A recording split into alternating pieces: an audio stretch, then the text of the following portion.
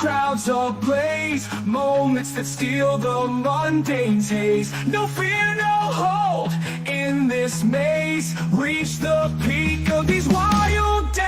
It lives, Friday night lives. You die, but Friday night lives. Hosted by Deadbeat Radio, Stuntman Mark and Rebel Rap.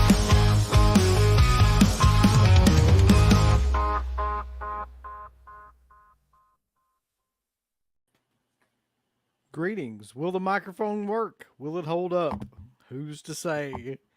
How's everybody doing on this wonderful Friday night, man? I'm all good.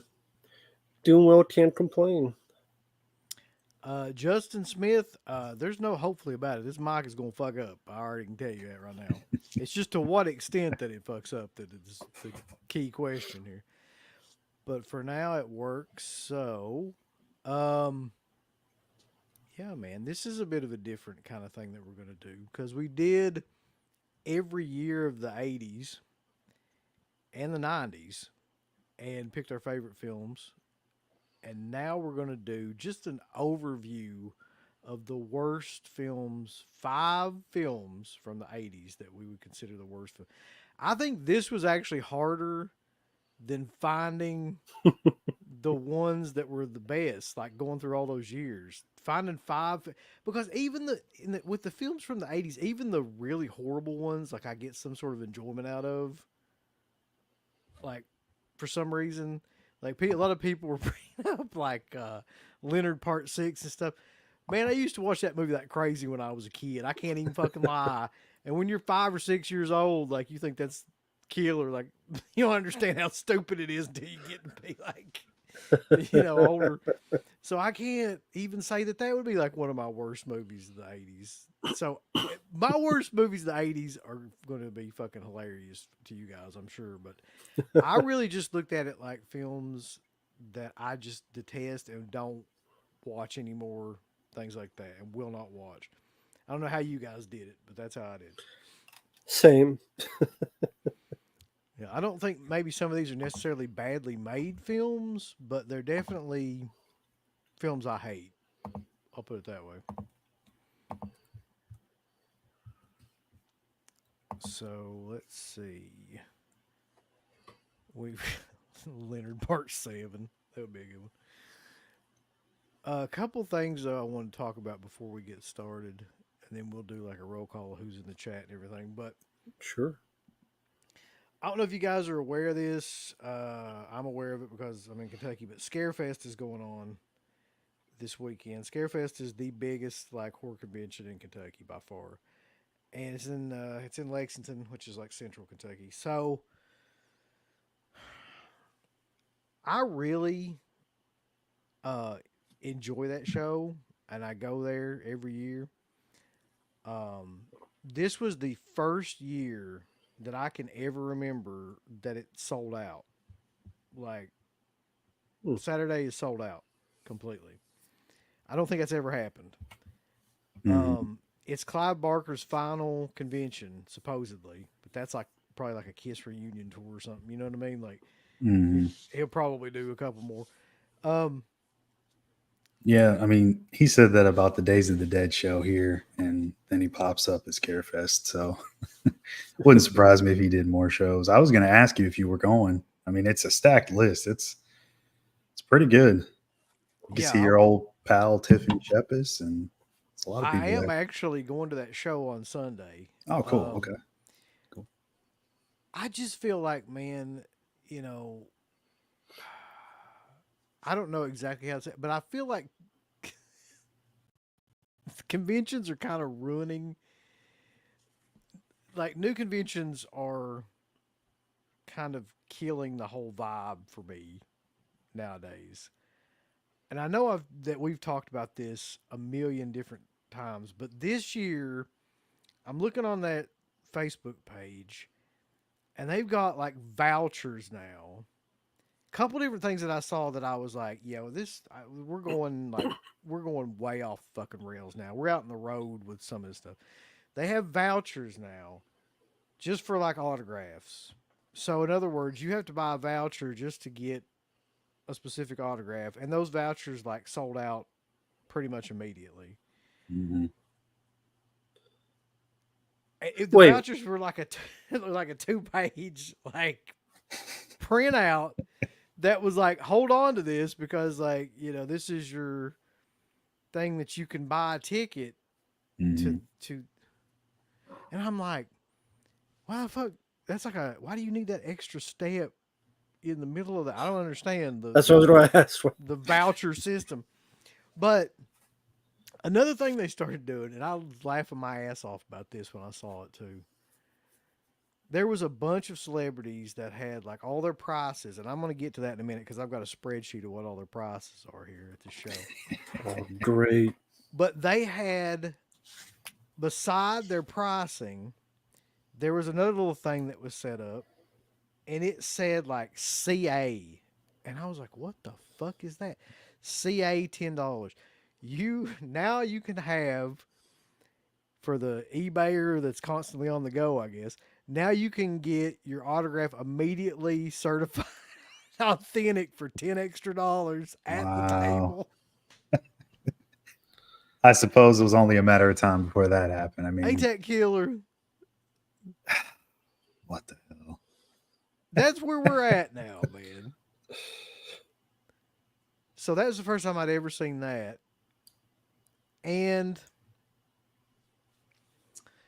another thing that I noticed too that has changed over the years quite a bit here recently is that the prices changed based on what they had you sign.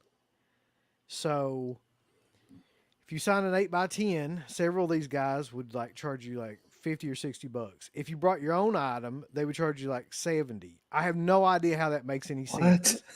I have no idea. Or if you got like certain things signed, kind of like with the Aussie thing, like if you got records signed, it was one price, or if you got like books or guitars or whatever signed, it was different.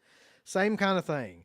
Like depending on what you brought, like the price would go up. And I'm just like, how is it any fucking different? I don't get that. How much is it when to sign your ass after they kiss it? Yeah. Probably, I mean, it'd probably be a good $120 at this point. They'd definitely charge you for it. Well, as long as they kiss it, maybe it'd be worth it. Fuck this shit. But man, I'm really like bummed out by the way things are going. Like, I don't really go and like get autographs anymore. Mm-hmm. I definitely won't be doing that this time. But it just seems like stuff like this really just dampens because it's just solely corporate kind of bullshit now. It's just solely like making money now. Like everything is like directed at that. And it just keeps getting worse. And the more they just keep figuring out more shit they can tack on to the autographs. What do you think is the next step?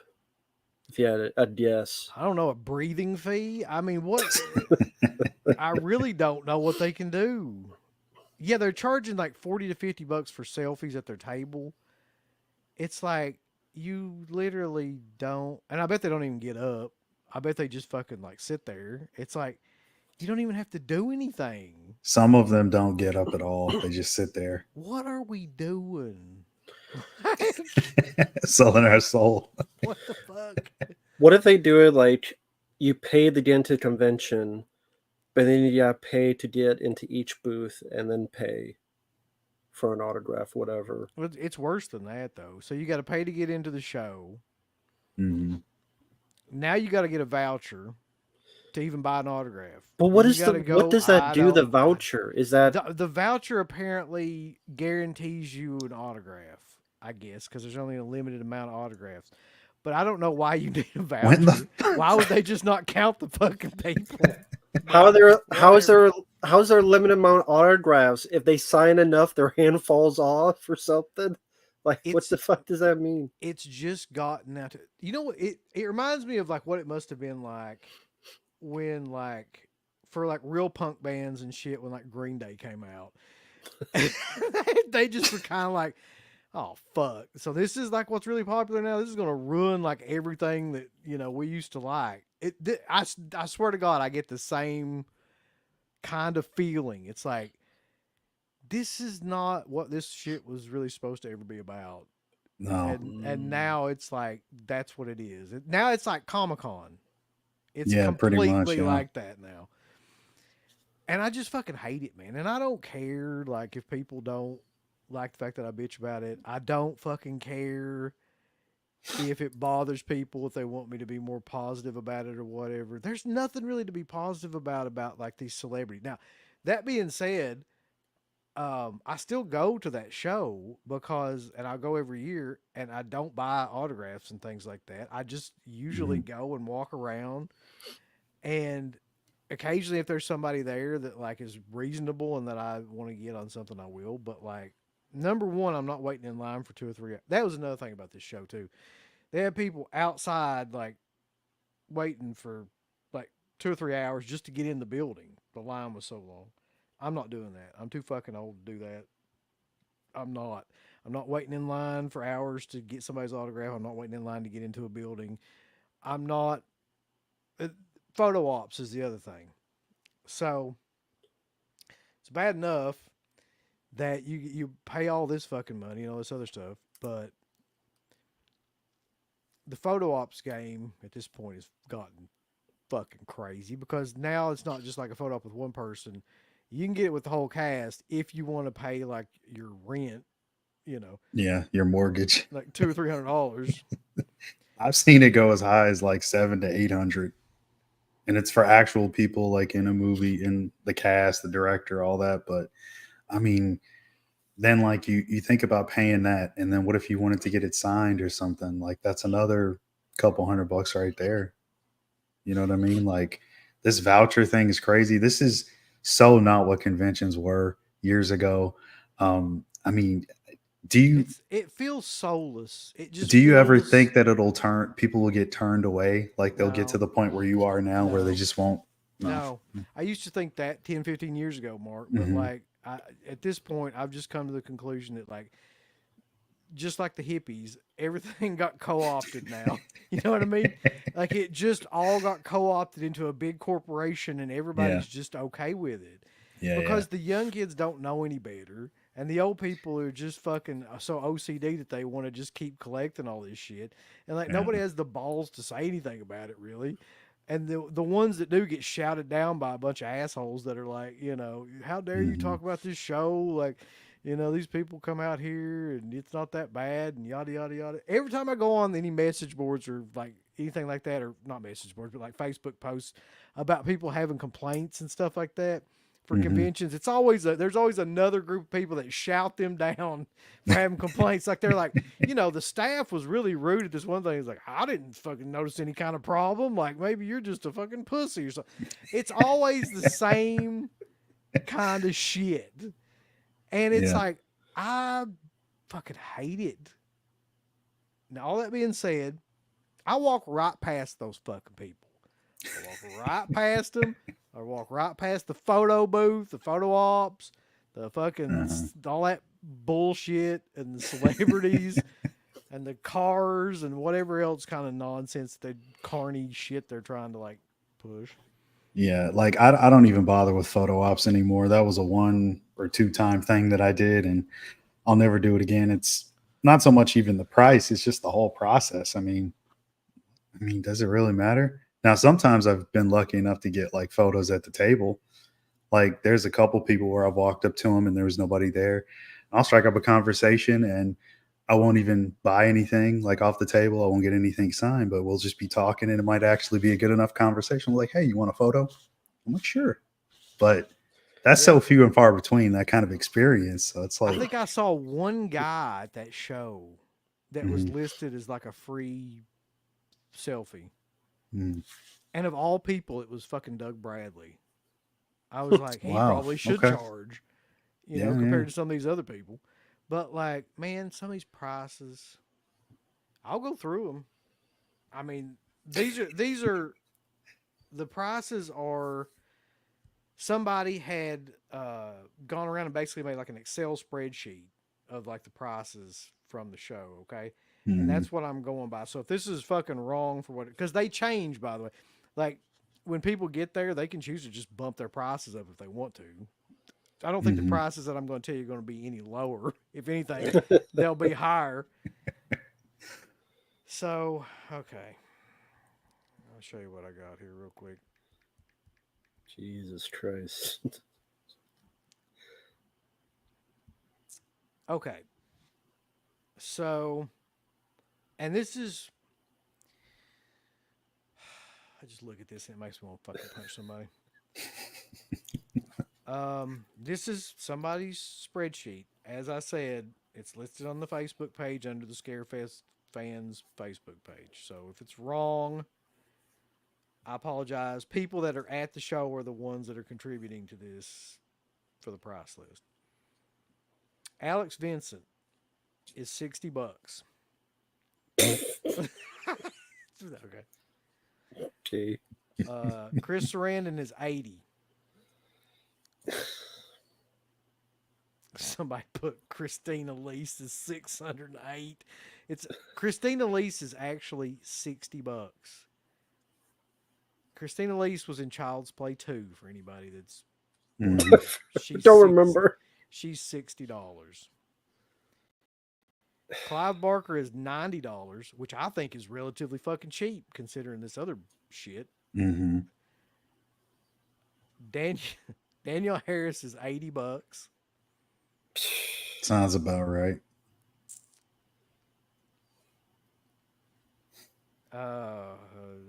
These are actually not that bad to me. Joe Dante is 50. Jamie Kennedy is 50. Mm-hmm.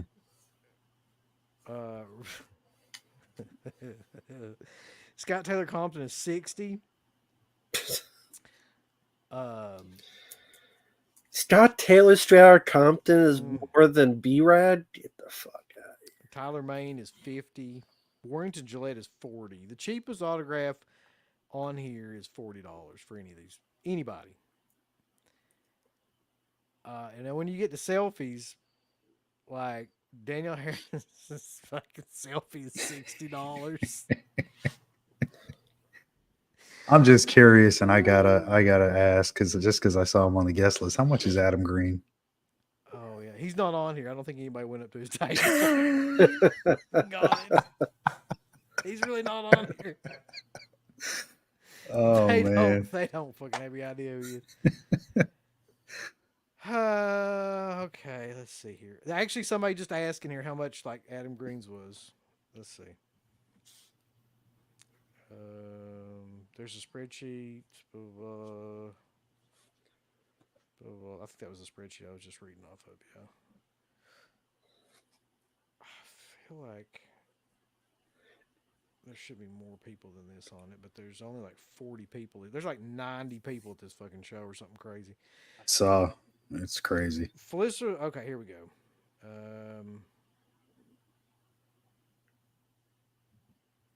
Nick Castle's only 60, which I feel like some of these people that are charging 60, that's a really good deal. Mm-hmm.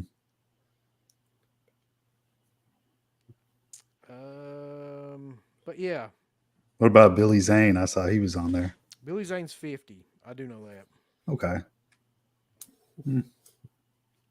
Most people are 40, but some of the ones that I just named, I just picked because they're like in the $60 to $80 range for no fucking reason that I can figure out whatsoever. But most, I would say the average autograph was $40, and the average selfie is also like $40. So I don't know what's going on anymore, man. I'm just really bummed by these fucking shows. Well, Mark was asking, like, will people turn away? You mentioned it's sold out. Yeah, First time it's sold out. I swear to God, it seems like the worse it gets, the more people go to these things. That is wild. I don't know what it's some weird phenomenon where like the more you make it seem like it's worth, the more people like seek it out. Mm-hmm. And I really do feel like that's what's going on, or part of what's going on. But it's whatever at this point, man. It's just crazy to me. No, I've never been to Scarefest, but like, is it jam packed? Yes. Usually. Well, the pictures that I saw of this were, and tomorrow's sold out, so you can. Tomorrow will be worse than today was. So okay. So regardless of sellouts or not, it's always packed. Well, like when we went last time, it was uncomfortable. I'll put it that way. Like you were running into people constantly, and you couldn't like fucking stop or anything like that. And it wasn't sold out then, and it was a Saturday, so I can only imagine what it will be like tomorrow. And I'm not into that shit anymore, man. Like I'm not into being in huge groups of people and like just Yeah. you know what I mean? Do they bring deodorant? You can imagine. I'll take a pass on that. But anyway, that is my annual bitching about like horror film conventions because it is exponentially getting worse and nobody cares and it won't stop and they're just going to keep doing it, doing it. Wow. Song reference for you there. But there's that. Now, Alfa Romero brings up something interesting. That they stink. That they stink. No, before that, but there's a lot of people do stink. At any convention you go to, yeah. Smaller, like independent conventions, and there's only a couple of them left really anymore. I would say Cinema Wasteland is one of them.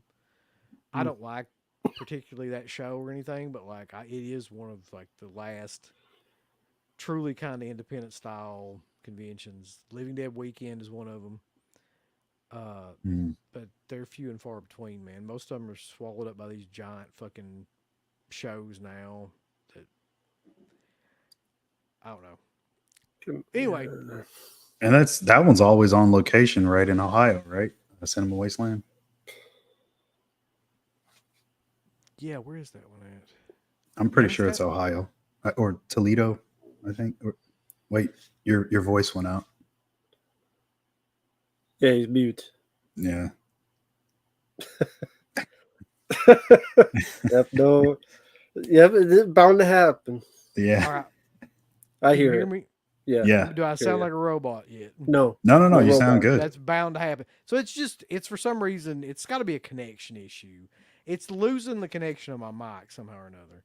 I don't know if it's the cords I'm using or something like that, but like that's what's going on. That's what you get for $150. Yeah. So I'm not entirely sure, but as long as like you can hear me and it's not fucking, if I don't sound like a robot, I don't fucking care. No, Mr. Roboto yet. But yeah, man, I was just reading that today. And watching a lot of people post on Facebook pages about experiences they were having and stuff. And it just really bums me out anymore. Yeah, that's it. Mozart's Ghost got it. It's Strongsville, Ohio. That's it. Yeah. I really don't know what the solution is to that. Strongsville, wow. What the fuck is Strongsville? I've never heard that town before. Okay. Guess that's why it's a small con. I've never heard the fucking town before. People can find it. The mic volume is lower. I wonder if it fucking.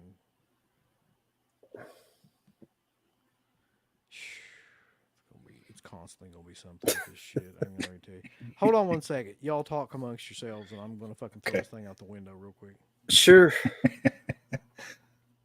So, I mean, I've never been to a convention, but it seems like I'm not missing much. I mean, to be honest, I would only go if like I was hanging out with you guys or something, but I don't give a fuck about autograph. They can sign my dick for all I care. Yeah. It's funny. I was thinking about that. Like, it's not like some people are asking them to sign their dick. They're charging all this money. You'd think they would be. Might as well. I mean, if you don't sign something, right? Be a hell of a story. Read this. The cons can be fun. They really can be. I think hanging out with people is one of the highlights. Not just the autograph. I mean, the autograph thing that's just for like enthusiasts that are into that thing, but I would say the conversations with certain directors, actors as well, like that's usually the more fun that I have. Like I look forward to that the most out of anything, and hanging out with friends that I do meet there. Well, But yeah, it's Bobby Knuckles, apparently you're not the only one that said that about Tom Savini, which I'll say that you be glad I'm not there because I'd fucking tell him go fuck himself. Because what you gonna do? Tip me out? I'm never coming back. I don't give a fuck. Great, fucked out. My first time coming here would be my last time. Fuck you, Savini. How about that? But you suck dick and then suck it. I've avoided him for so long, but I'm actually going to go up to him at this show next month. So Well, if he says something, tell him he's racist. I could say that. That'd be hilarious. Oh, you treat me like shit because I'm black? I see how it is. Okay. Sex machine. Oh my God, Uncle Bill, you sound horrible, dude. Like it's like What? I can barely hear him. Oh, I didn't know you talked. Yeah, it's like super low. It's really, really low. Yeah, I didn't hear him at all. Yellow. Don't hear you. Fuck. It's like, Fuck. no. I can hear you, but it's like Hi. it's like on one. Yeah, it's like he's talking right here.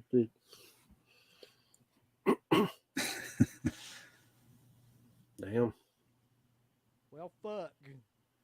No, I can't. Yeah, I can barely hear you. Yeah, I can only hear you out of like the left side of my headphones. What have I done? Even then, it's like you said 1 out of 800. Yeah. Turn the mic gain or something. I'm sure he's trying. He knows what he's doing. He bought shit that they fucked up. Of course, you pay a lot of money, and that's the thing that fucks up. You buy a $5 thing, that thing works. But you buy the $150 thing, then it doesn't work.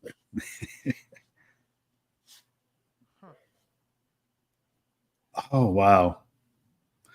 Bobby Knuckles, that's fucked up. That's what he told you? Are you gonna buy something? Yeah, I'm gonna buy your ass after I kick it. How about that? Shut the fuck up, Tom Green. Yellow. It's a bit louder. Yellow. Hello. Yes. It's still somewhat low, but it's a bit. How are you doing? Yeah, it's like now you're on 2 as opposed to 1. It's still low. They talked a bit more. Fucking hell, I can't figure this out.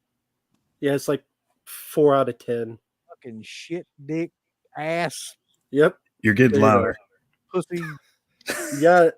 pussy ass, You got it. pussy. There's an echo because I can hear myself. God damn it! What the fuck? I couldn't hear you. Somebody in the chat said it too. God damn. Getting louder. Ah. Okay. I can hear him loud and clear to me. All right. Yeah, keep talking. Let's see. Keep talking.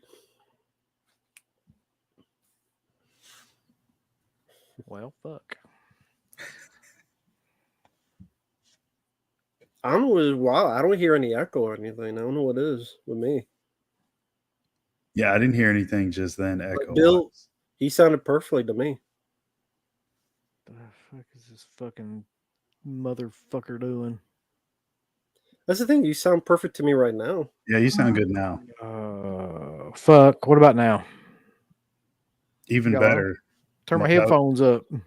There you go. Sound good. Yeah, you're good. You can hear us, right? Yeah.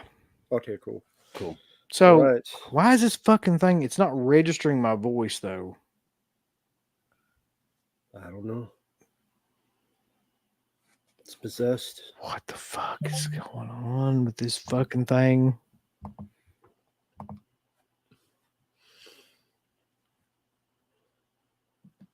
Anyway, that's probably karma for talking about conventions.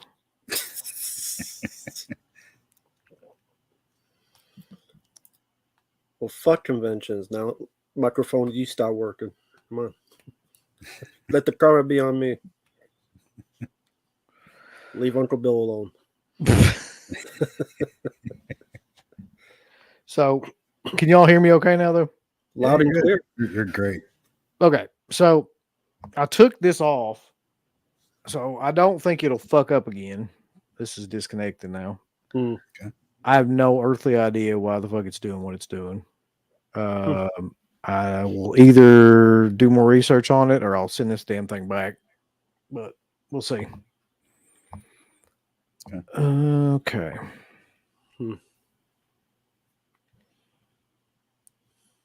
Now I'm simply plugged into the mixer. So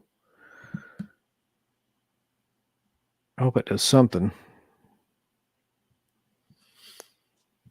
All right. So if you guys want to get started, Sure. we can get started with I don't know who'll go first either. Like we've rotated every fucking possible person. Should we do just one movie, then the other person go? I think that'd be better since we only have 5. Like we Yeah. each do 5 Yeah. or we each do 4s. Sure. No, each person do one. Yeah. And just rotate. Yeah. Yeah. Do you want to go first, Mark? I could, sure. Hold on, let me. Well, fine. I'll go for it. I don't even have the list up. Hold on. Yeah, you go. Hold. I gotta get to the list. I don't even have it ready. Sure. So I'm going to just spot off dishonorable mentions. I won't go depth into them, but ones that could have made the top 5 are pieces of shits like Final Exam, one of the most boring slashers out there. Chiller, maybe Wes Craven's worst film. Oh man, it is. Yeah. I fucking hate Trick or Treats. Some annoying dickwad kid playing pranks for 90 minutes, and I wanted him to die, and then he just kills the babysitter, and he didn't die, so that pissed me off. Fuck that kid. Hated that movie. Sound Identity 3, if you want to see Bill Moseley with a toy on his head acting like a fool. See, that's another one where I can just say, like, it's so bad that it's fucking hilarious. Like, it is bad. I was like, oh yeah. Halloween 5, for all the obvious reasons. Terror on Tour, maybe the worst slasher of the 80s, or close to it at least.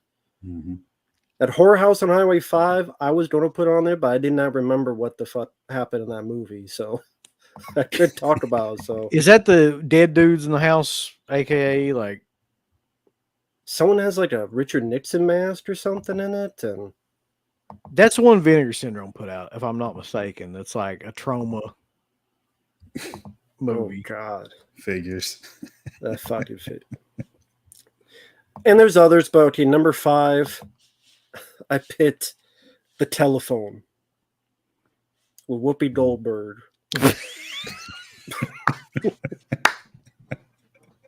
He's bringing the heat immediately. Fucking Whoopi Goldberg.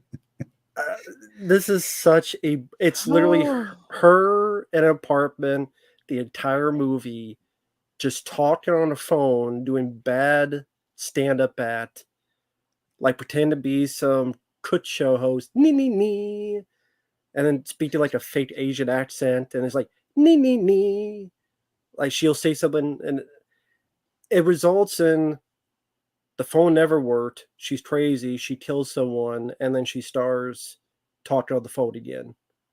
She's annoying as piss in the wind in that movie. Nothing fucking happens in that movie.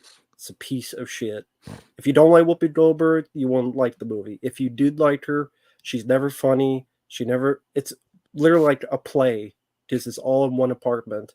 It's just her talking on the phone for 90 minutes until someone comes in, and then again, she kills him because I'm going to take your phone away. But she's psychotic, and the phone was never hooked up, and then she starts talking on the phone again. I'm like, shove it up your ass with your dreadlocks. Fuck that movie. So you loved it? Oh, yeah, I love it. 10 out of 10. Yeah, The Telephone. Sounds great, though. Really. It does. If you have phones or Whoopi. So, I guess I'll go next. Don't matter. See, I was trying to balance between, because I knew you guys would bring a lot of like obscure stuff. So I was trying to kind of be like the horror guy in this that picks, like from the 80s. But there's a lot of stuff on here that like is not necessarily horror. But I'll do my number 5 as being a horror film. It's quite possibly the worst slasher film I've ever seen. Because nothing happens in this fucking movie except a group of girls talking, having nightmares, walking back and forth in this house in their lingerie and their pajamas. And then occasionally this surgeon dude jumps out. I don't know if you might know like what I'm talking about, but if you I think I do. don't, if you don't, then here's a taste. I still haven't seen that. The Last Slumber Party. Jesus, man, like I can tolerate just about anything except a boring slasher movie, because there is no reason for a slasher movie to be boring. But in the grand scheme of boring slasher movies, like that is the worst. Like I know Final Exam is bad. Like it's bad. Trust me. But it is like Action Jackson compared to this fucking movie. I'm telling you. Like even worse than the only one that might compete with this movie is Scream, the 1981 Scream, which is also one of the biggest pieces of shit ever committed to film, and is also just one of the most boring slasher films ever. I don't even think, but there's something about this one. It's shot on video. I think it's shot on video. It's either shot on video or it's shot on like super low, like 8mm, 16mm, something like that. I hate this movie. I hate the characters in this movie. The lead character is ridiculous. The killer is ridiculous. Nothing happens in it. There's no gore. It's the worst type of slasher film. People just sit around and talk about like their problems and boys and shit like that. And guys come over and leave and then come back and get killed in the dumbest, most generic off-screen ways ever. It just sucks. Was that a scene from MASH, Greg? It looked like it. No. You don't see the telephone, don't see Last Slumber Party.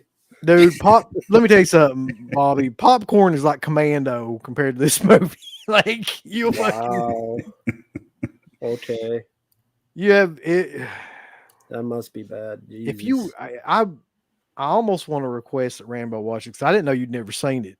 No, I've seen you talk about it. That's going to be a possibility in your request queue. Just don't watch it. Hey, just act like you watched it and do something else. Exactly. But that's my number 5. Jesus. This one might be my number 1, although I didn't rank my movies. But either way, it doesn't really matter because they're all shitty. So you're supposed to rank them, Mark. We've been through this fucking dozen times. I'm not ranking shit. So Rambo, you said Telephone, which is pretty much, it's supposed to be a comedy, but it's not funny. So I guess I'll do the comedy that's on my list. This is an actor / comedian that actually people liked at one point. He was actually pretty big in the 90s as well. It's not Adam Sandler, is it? It is. And if you know what movie I'm talking about. I know what it is.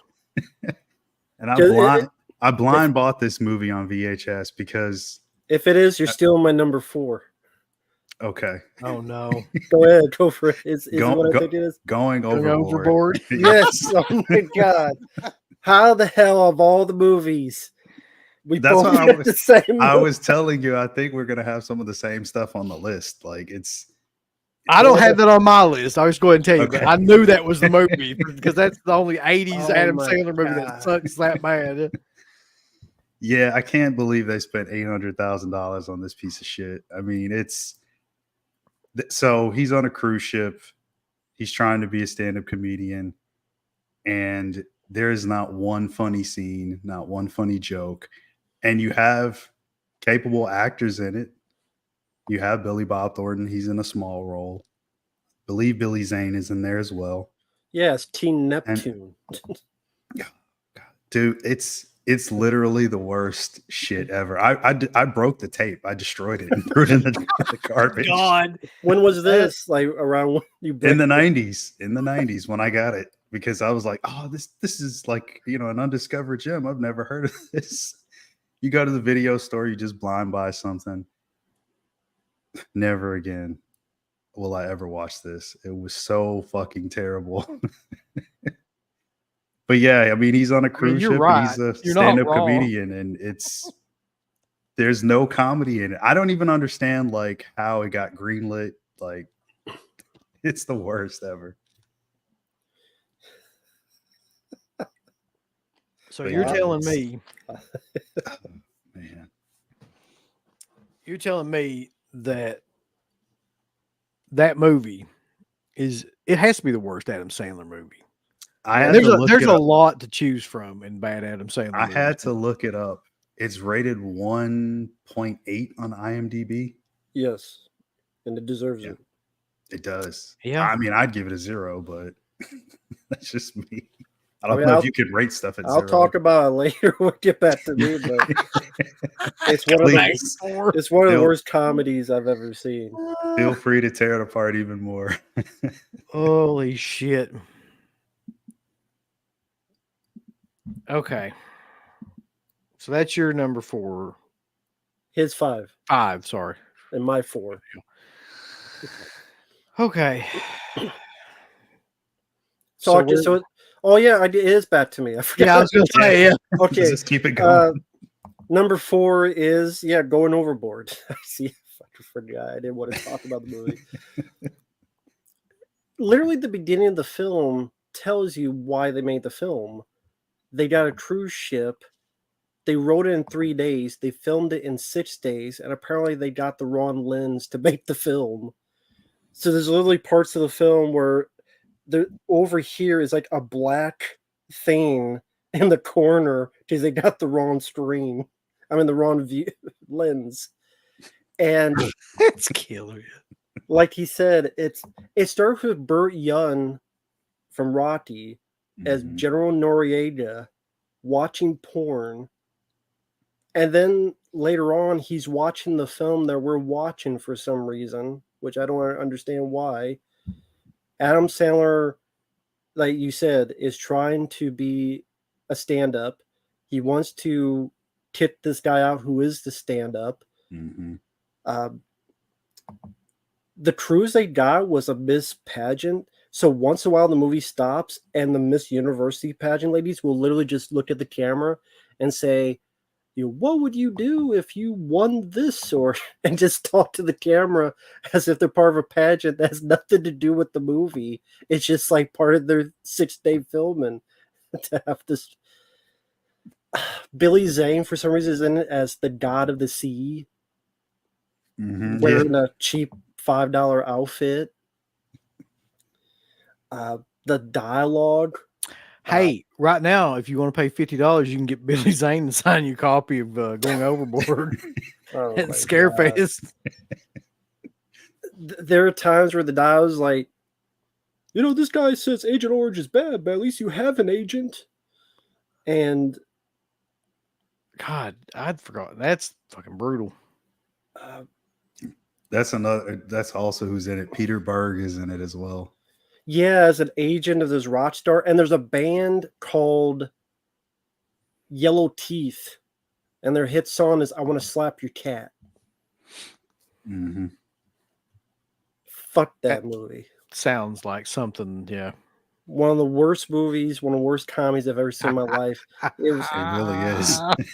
It makes It's a misunderstood classic. It makes Jack and Jill look like Happy Gilmore. Jesus. Oh man. Bobby's got a super chat. He says, "Hey, Uncle Bill and Mark, have you ever seen Robo Vampire? If so, thoughts. If not, you should watch it with Matt when you talk with you talking about it. Oh, like a commentary. That I mean that. If it was a top 10, that would have been on the list. That's an awful movie. Is Robo Vampire the one where it's actually like RoboCop? Yeah, it's a generic looking. Yeah, but the vampires are hopping because they're hopping. I've got to watch that. I've never seen. I've seen like clips from it, and like, but I've never had the. That's courage. all I ever want to see. Yeah. Clips. Yep. Yeah. So there you go. Request Deadpit to watch Going Overboard. There you go. Oh, please don't. All right, so how's this go now? Is it me? I've lost count of like what the rotation is. It's you're number 4. My number 4, and I feel like that y'all will love this, because I don't think anybody will have this on their list. When Harry Met Sally.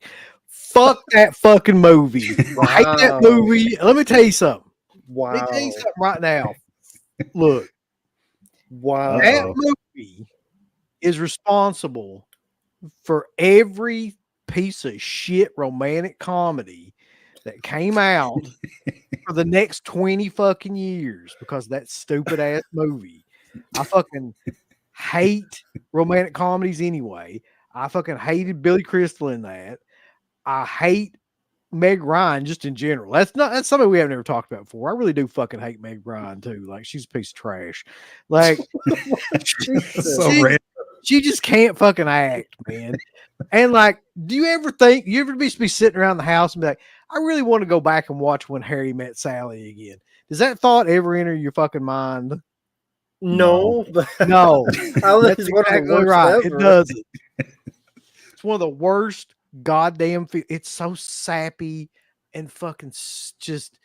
Oh, you know, I love you because of this and that. We're having a fucking diner scene and fucking blah, blah, blah. Wow. But to be fair, I also hate like Woody Allen style kind of movies, which is what this reminds me of.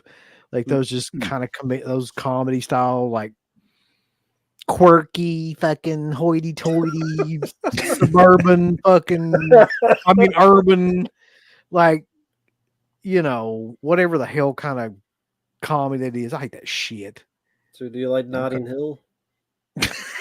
Yeah, that's a favorite of mine. Like bringing that is that Julia Roberts? Yeah. Julia Roberts. Hugh Grant, man. Yeah, Hugh Grant. No. Fuck When Harry Met Sally. And fuck rom-coms in general and all the shit that came after that. You realize that movie is probably generally responsible for that one fucker that was in is solely in romantic comedy. What was his name? Gerard Butler. That piece of shit. This movie probably gave birth to Gerard fucking Butler. We had to deal with his ass for a time period in the fucking early 2000s. He's good in films like Olympus Has Fallen and stuff, action films. He's done his share. It's not just romantic comedy. I'm not talking about his damn action films. I'm talking about all the shitty romantic comedies we had to deal with. Did you have to watch it back in the day, or is that's what happened? Did I have a trauma associated with that movie? No, I just fucking hate movies like that. I just fucking hate them. Just we're in New York. It's fucking fall. Let's go have a cappuccino in a restaurant and talk about our lives. How about you blow me over the dinner table? Like, I don't care. That has nothing to do with anything in anybody's life or reality. I fucking hate just filler movies. No wonder you hate That's crazy. Yeah, I was just thinking that. Ghost. Fuck Ghost too. That's another one. Yes, that's a perfect example of a movie like that. I like ghosts. I mean, Ghost is a little bit better because it has at least like a supernatural aspect to it. But like, Yeah. it's the same type of bullshit. Oh, let's make this fucking pot together, and it'll remind me of you when I die and come back. So if When Harry Met Sally had supernatural, maybe you liked it a bit more. Like if she's a ghost or something, or Yeah, if she died, that'd be great. I love that movie. So you're not into like You've Got Mail and If she walked out of that fucking New York apartment or whatever and got hit by a bus, that would be one of my top 10. But I would have had that on the 80s list before. You're not going to get the 4K of Sleepless in Seattle? Come on. So it's a Final Destination sequel. Yeah, that's what I want it to be. You take Matthew McConaughey and fucking Gerard Butler and Freddie Prinze Jr. and fucking who's some of them other assholes that did like all those romantic comedies in the 2000s that everybody had to deal with. Take all that shit and just cram it up your fucking cram hole because I'm done.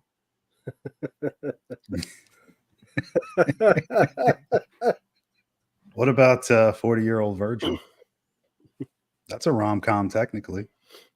It is, but it's not like that though. There's way too much like weed and sex jokes and shit in it for it to be like a I don't know. I mean, I actually like that movie mostly because of Steve Carell. Now, when I watch it back, like I can't stand Seth Rogen. I just can't fucking stand that guy. Oh yeah. And you know, Paul Rudd's good. Paul Rudd is just Paul Rudd. Like everything I see Paul Rudd in, he's just being Paul Rudd, basically. So it's like, if you like that, it's fine. If you don't, then you'll hate every movie that guy's in. But it's a fine, okay movie. Okay. I didn't know the hate was so strong for the Rock. Let's look at some of these comments real quick.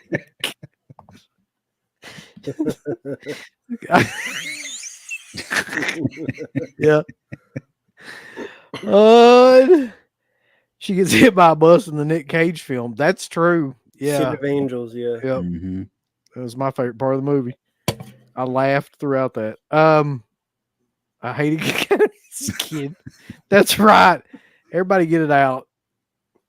Because I feel like we're bonding here over hatred of this. Me and CK around a pottery wheel. I think that would be disturbing. Of course, Meg Ryan did one with Gerard Butler. Who the fuck didn't do one with Gerard Butler? Like, he was like the go-to, romantic comedy guy there for a while.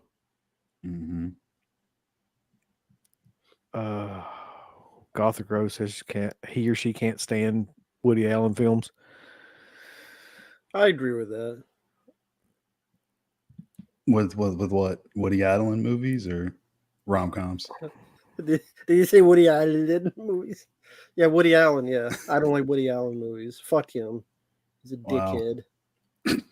Okay. That's killer. I agree. Cocoon was boring. I do love Ghost though. Well, there you go. All right. Okay. So there's that one. I can't wait till I get to number one. Y'all mark the fuck out. If you think that was good, I got a hot take for number one. Is it a movie everybody loves from the 80s? Yeah. I figured it was. Well, all right. So number 4 for Mark. That rant was so long my phone locked itself. Sorry about that. No, it was killer. I mean, that was hilarious. Yeah, so my next one is one that Vinegar Syndrome put out. And actually, I think, okay. This is the only one for Vinegar Syndrome. The other ones are probably out by somebody else, and I don't own them, so I don't know who. But anyway, this one is another 80s classic that pretty much followed the fame of movies like Gremlins and all those little creature movies that were actually probably better than this one. Don't you dare say And it. you know what I'm talking about. Don't you dare say what I think you're going to say, Mark. Fucking hobgoblins. Oh, I thought you were going to say munchies. I was going to get seriously upset because I love munchies. Hobgoblins, you're actually 100% right. That movie's awful. Yeah. Yeah. I mean, it's meant to be a ripoff, but it fails in pretty much every regard. Like you can't even call it makeup effects or like designs or anything. It's like they took this shit from like the dollar store and just hollowed out the ass end of it and stuck their hand in it and tried to puppet it on film. It's abysmal. I'm so glad I didn't buy it, but I have seen it. I think that was Planet CHH who was going on and on about how much he hated it. But yeah, that's what happens when you buy from Vinegar Syndrome. You get those blind buys. Yeah, just don't listen to people. But yeah, it's these creatures are supposed to like manifest stuff that, you know, is like your desires, and it's a very boring, inept, just bad everything. I know Vinegar Syndrome, that's like their shtick, but man, come on. What are they doing? Like this one, I don't even know if that one ever sold out. I mean, I know they got their diehards, so maybe it did, but damn, it is so fucking terrible. I didn't think it was going to be as bad until I actually sat down and checked it out. Yeah. Anybody in the chat, do yourselves a favor, don't watch Hobgoblins. You will be very, very angry that you did. I think you should go out and buy 2 copies right now. It's so good. There's some people that probably have. So yes, with me for number 3, I'm going to put the Star Crystal. Now, for those who don't know what the hell that is, I don't blame you. It's trying to be an alien ripoff, but it's this orange snot-looking snot that just kills people. Snot-looking snot. Yes. Okay. That just killing people one by one, right? Then when it does, it goes on the computer and it reads the Bible and it becomes a Jehovah's Witness. Because it starts saying, I'm sorry for killing your crewmen. Please forgive me. They do. They build him a ship. He talks. They let him go. And Daphne from Scooby-Doo sings a song called Cristo Like a Star, while the man and woman say bye to the alien orange fucker that killed most of their crew. That's the Star Crystal. All right, I need to figure out where to buy this movie. Yeah, is it on Tubi? I'm gonna check it out. For some reason, that had the opposite effect on me, Rambo. That made me want to see this movie. Be my guess, but how have I never heard of that? Like, that seems like a plot that would just be amazing. No, I mean, like the voice actress. I don't know if she was Daphne or Velma, but the voice actress, she sings the song at the end. Oh yeah, a lot of Coca-Cola in it, but that was the least worst part. It's like the cover is like this alien on the cover that's not in the movie. Instead, he looks like an alien orange slime ball. Again, he goes on a computer, he reads it, and then because he found religion, he starts talking and apologizes for killing because he was afraid. This movie he didn't understand by the church or something? Is that how it got made? I don't know. It had to be something. Somebody needs to figure out the backstory behind this movie for me. I don't know. There's a Blu-ray. Who put it out? Vinegar Syndrome.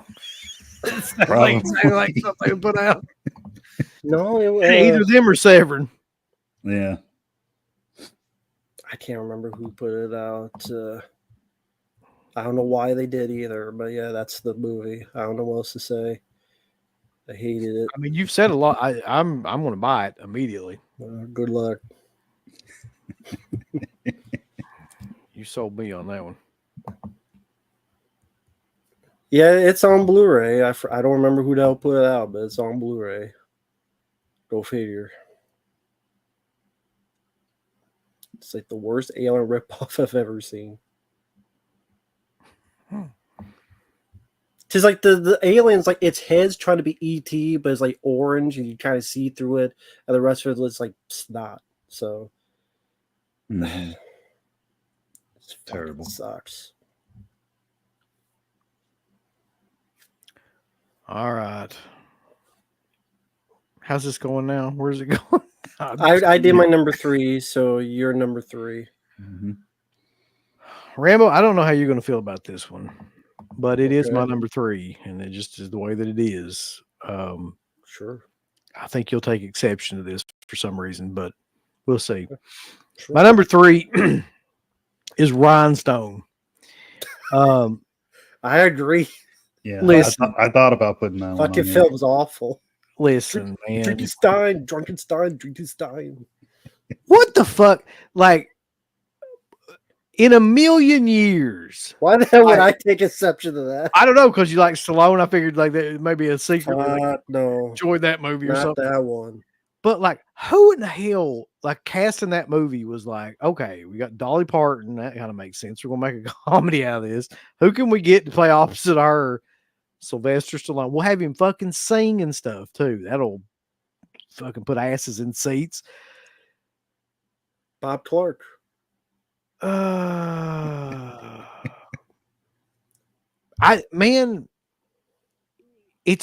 when I watched it, and I watched it not too long ago for some reason, maybe a year ago. It's as if like Stallone is purposely trying to like he forgot how to act, or he's purposely trying to act badly. I can't figure out which one it is, but it really does feel like nobody really knows what they're doing in that movie. Dolly Parton is there, and she's like great because she's just being Dolly Parton. Like Dolly Parton doesn't change from movie to movie; she just like is like how she is.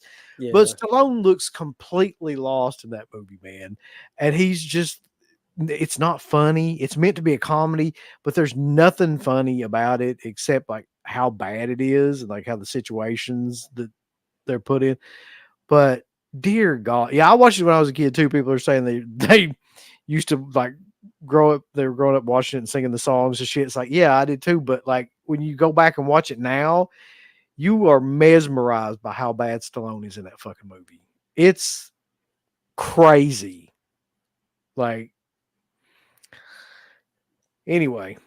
What's crazy is that he had a choice between Romancing the Stone and Rhinestone, and he picked that one. Well, I mean, some of his choices over the years have not been. So yeah. Yeah. When did you first see that movie? When I was a kid, man.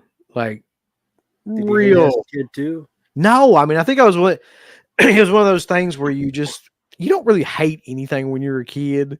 Like it's really hard to like hate a movie when you're a kid. It has to be like the like worst. There's one movie on this list though that I did hate when I was a kid that's coming up. That I explicitly remember hate when I was a kid. But it has to be something incredibly shitty. So you find something to like about like all these films. But yeah, just going back and watching it now, the dialogue is awful. The acting is awful. The jokes are awful. The chemistry is completely non-existent. I mean, what the fuck they expect? Stallone and Dolly Parton. I mean, you can never like have two people that were polar opposites. Opposites. Those two. Yeah, man. That.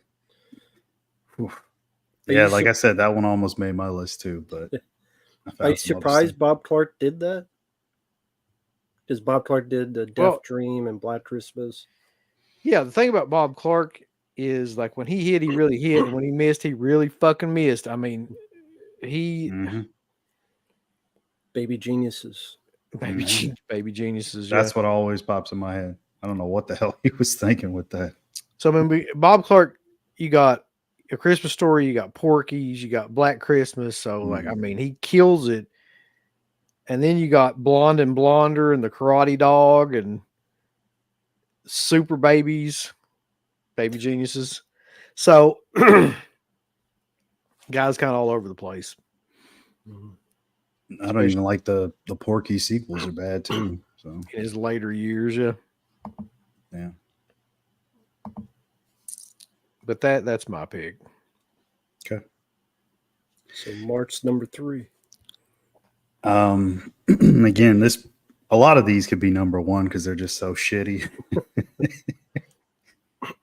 But this one, I think people know of, but maybe they haven't seen. It is another horror one, and it's probably on Rambo's list as well. Oh, It's known as one of the worst shot on video movies ever. Does it start with a T? oh fuck! It does. I almost put this on mine, but I didn't, and I'm glad I didn't. Go ahead.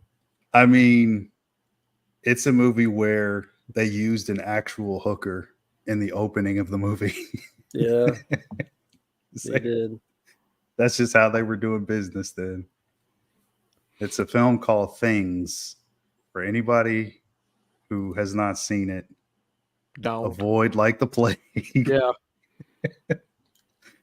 I don't even know if I can describe the plot of it. I mean, I think the guy's like, I guess they're trying to say he's impotent or he can't have kids or Is whatever. there a plot to the Not film? really. No. But I know his wife gives birth to like things, if you want to call it that. They're not creature effects. It's just shit like moving around.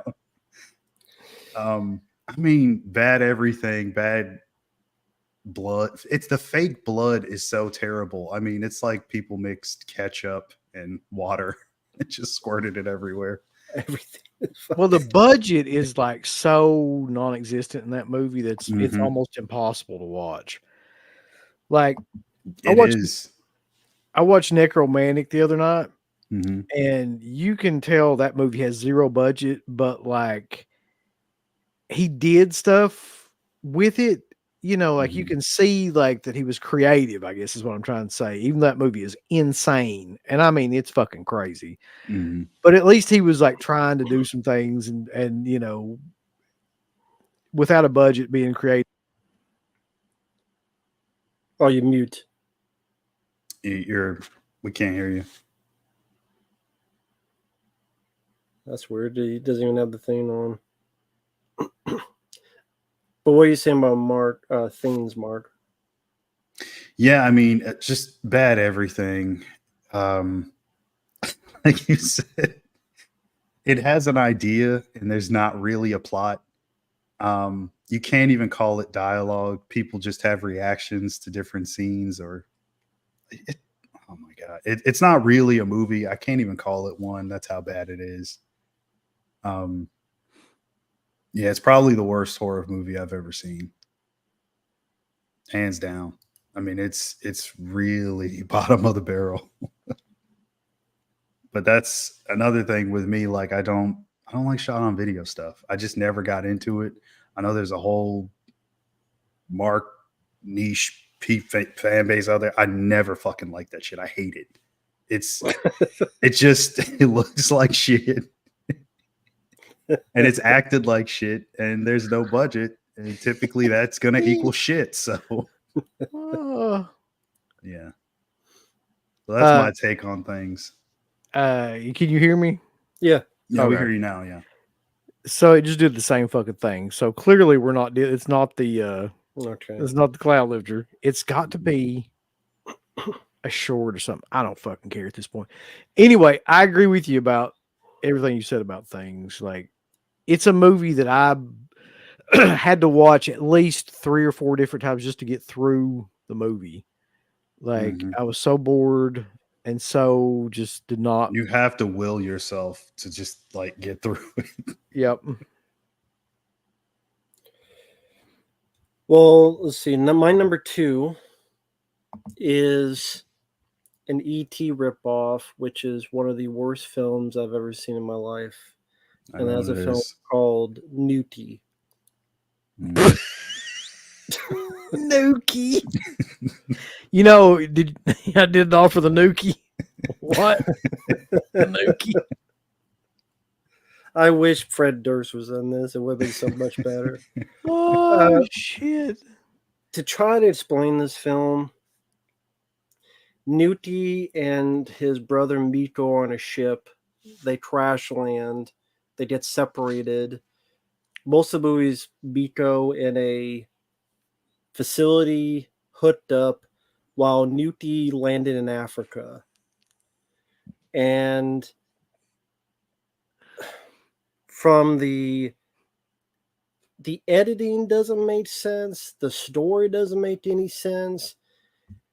His whole goal is to get to America from Africa, so he walks and meets some African kids and walks some more. But yet randomly he can fly. It's like, but he'll fly to show some fireworks for the kids, but he won't fly to America to rescue his brother for some reason. He just has to walk there. Steve Railsbad, he looked like he did not want to be there at all. His first scene, he got this look on his face on the phone, like, and then the person on the phone's talking, and it goes back to him going. Then what's funny is like all this other stuff happens, and supposedly he went to Africa, then went all the way back, then has another scene, but it's the same scene with him on the phone with the same clothes and the same look on his face. Sometimes Beauty talks to the animals and the animals respond in English. Sometimes it's stuff like characters will look on a monitor and see a zebra. The dialogue is like, is that a zoo or is that a video game? I'm like, it's a fucking zebra. What the fuck are you talking about? He can fly, but he needs a helicopter to fly too for some reason. Like, he can fly, but he needs to fly a chopper as well. And at one point, he knocked some kids out with pixie dust. I'm like, great, he's going to do a Bill Cosby or something. I don't know. He just knocks them with pixie dust, and they fall asleep. I don't know why. And like Newty dies, but then the kid makes a wish, but so then he's not dead. But then all of a sudden, everybody comes out from the bushes, including Steve Railsback. So Steve Railsback rescuing the Miko brother was all off screen. Like the most important part of the story was all off screen, or they couldn't film it, or they didn't film it because it fucking sucks. And like it is like so boring and yet confusing, and it's so ineptly made. It's like if there was a story where this film was never finished and they just released it, I would believe it. Like there's certain scenes that's completely missing. Like Steve Railsback is supposed to be your main character. He's only in for like 15 minutes at most.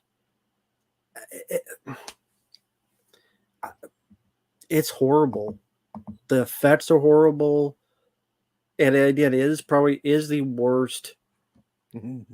Back to Me looks like Jurassic Park compared to Newty. I love it anytime you say Nuki for some reason. That's fucking. I don't know what else to say. It's just it defies explanation.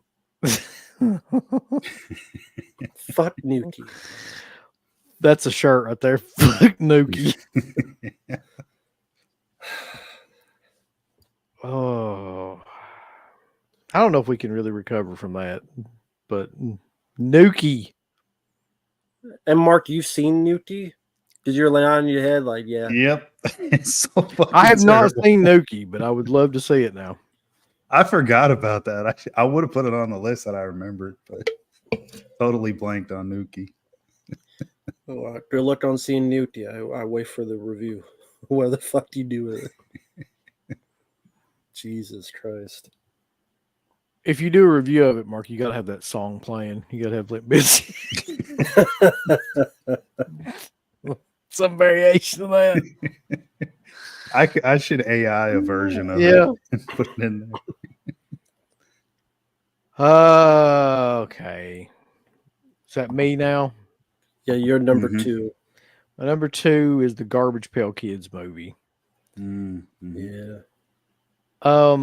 This is a movie I loved. Garbage Pail Kids when I was probably, I don't know, 7, 8 years old, something like that, when this movie came out. And I mean, I collected all of them. I had boxes upon boxes of the cards and stuff like that. We'd go down to the gas station, get super psyched about picking it up and like getting the new ones. And that was a big thing back that period of time. And that movie came out. And I remember even as a kid, a young kid just being like, this movie fucking sucks. Like, if you can get past the fact that all of those suits are nightmarish, like they're so horribly made, and the animatronics are so laughably bad. If you can get past all that, 90% of that movie is just farts and then pissing their pants, and then like little kids, like, you know, them trying to save this kid that's being bullied while they're farting and pissing all over themselves. Like, that's 90% of that movie. It's just an awful movie, man. Like, it's, you talk about the thinnest possible plot that they could come up with, and that's it. So, yeah, I've just always hated that. I think that CK actually likes it because like it's some sort of nostalgia factor for it. But you go back and watch it now, and it's like within about 15 minutes, the pee and the fart jokes are already just, they run thin. Like you can't get away from it. I definitely understand. That was a nostalgic movie for me as well, but if you watch it today, it's god awful. The theme song is kind of fun for me to listen to, but I think that's more nostalgia talking. But the movie itself, it wasn't like Sean Astin's brother as the lead. Yeah, it was God, what was his name? Mackenzie Austin. Astin. Yeah, Dodger. Yeah, don't like they leave him in the sewers and to kill him. These bullies. It's just... Yeah, well, there's like this thing where they end up, everybody gets put in the like state home for the ugly or something like that, and like it's just that come from. just the dumbest shit you can imagine, man. It's not silly in a good way. It's not silly in like a, you know, so bad that it's good kind of way.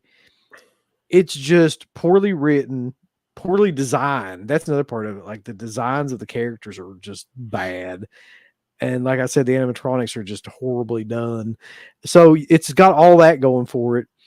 But then like nothing happens. The dialogue is almost non-existent. You get tired of those characters like almost immediately.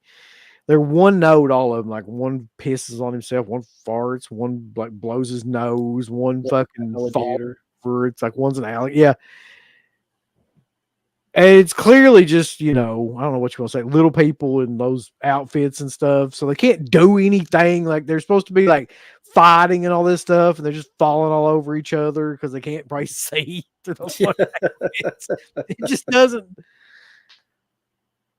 It probably would have worked better as a horror movie or a horror comedy, maybe. Yeah, it's hard to make a movie off of trading cards. You know what I mean? Like that's like Mars Attacks. Exactly. Yeah, that's an interesting concept. It's like it's hard to just pull that off. Yeah, I hate that movie. I don't blame you. Like I say, if they made it like a horror movie, like Killer Clowns from Outer Space, maybe there could have been a chance, but not as like a family comedy.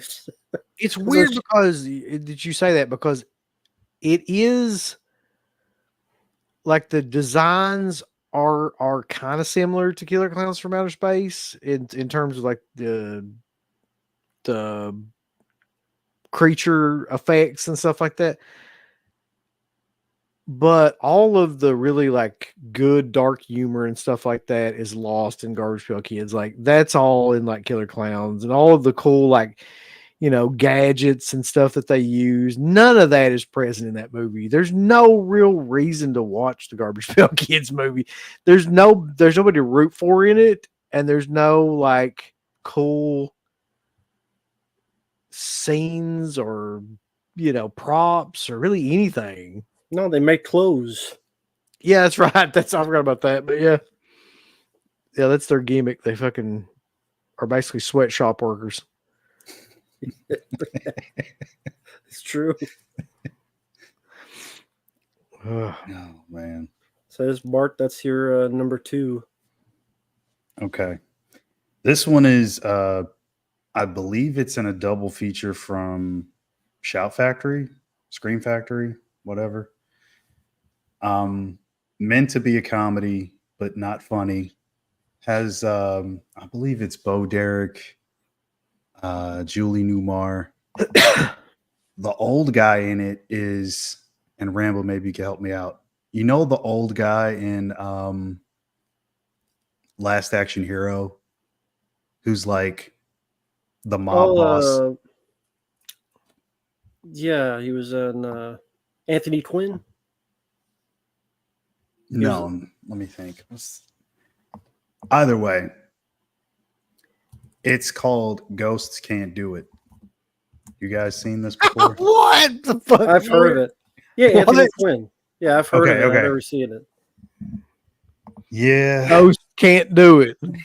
I've heard of it. All right. I'll take that.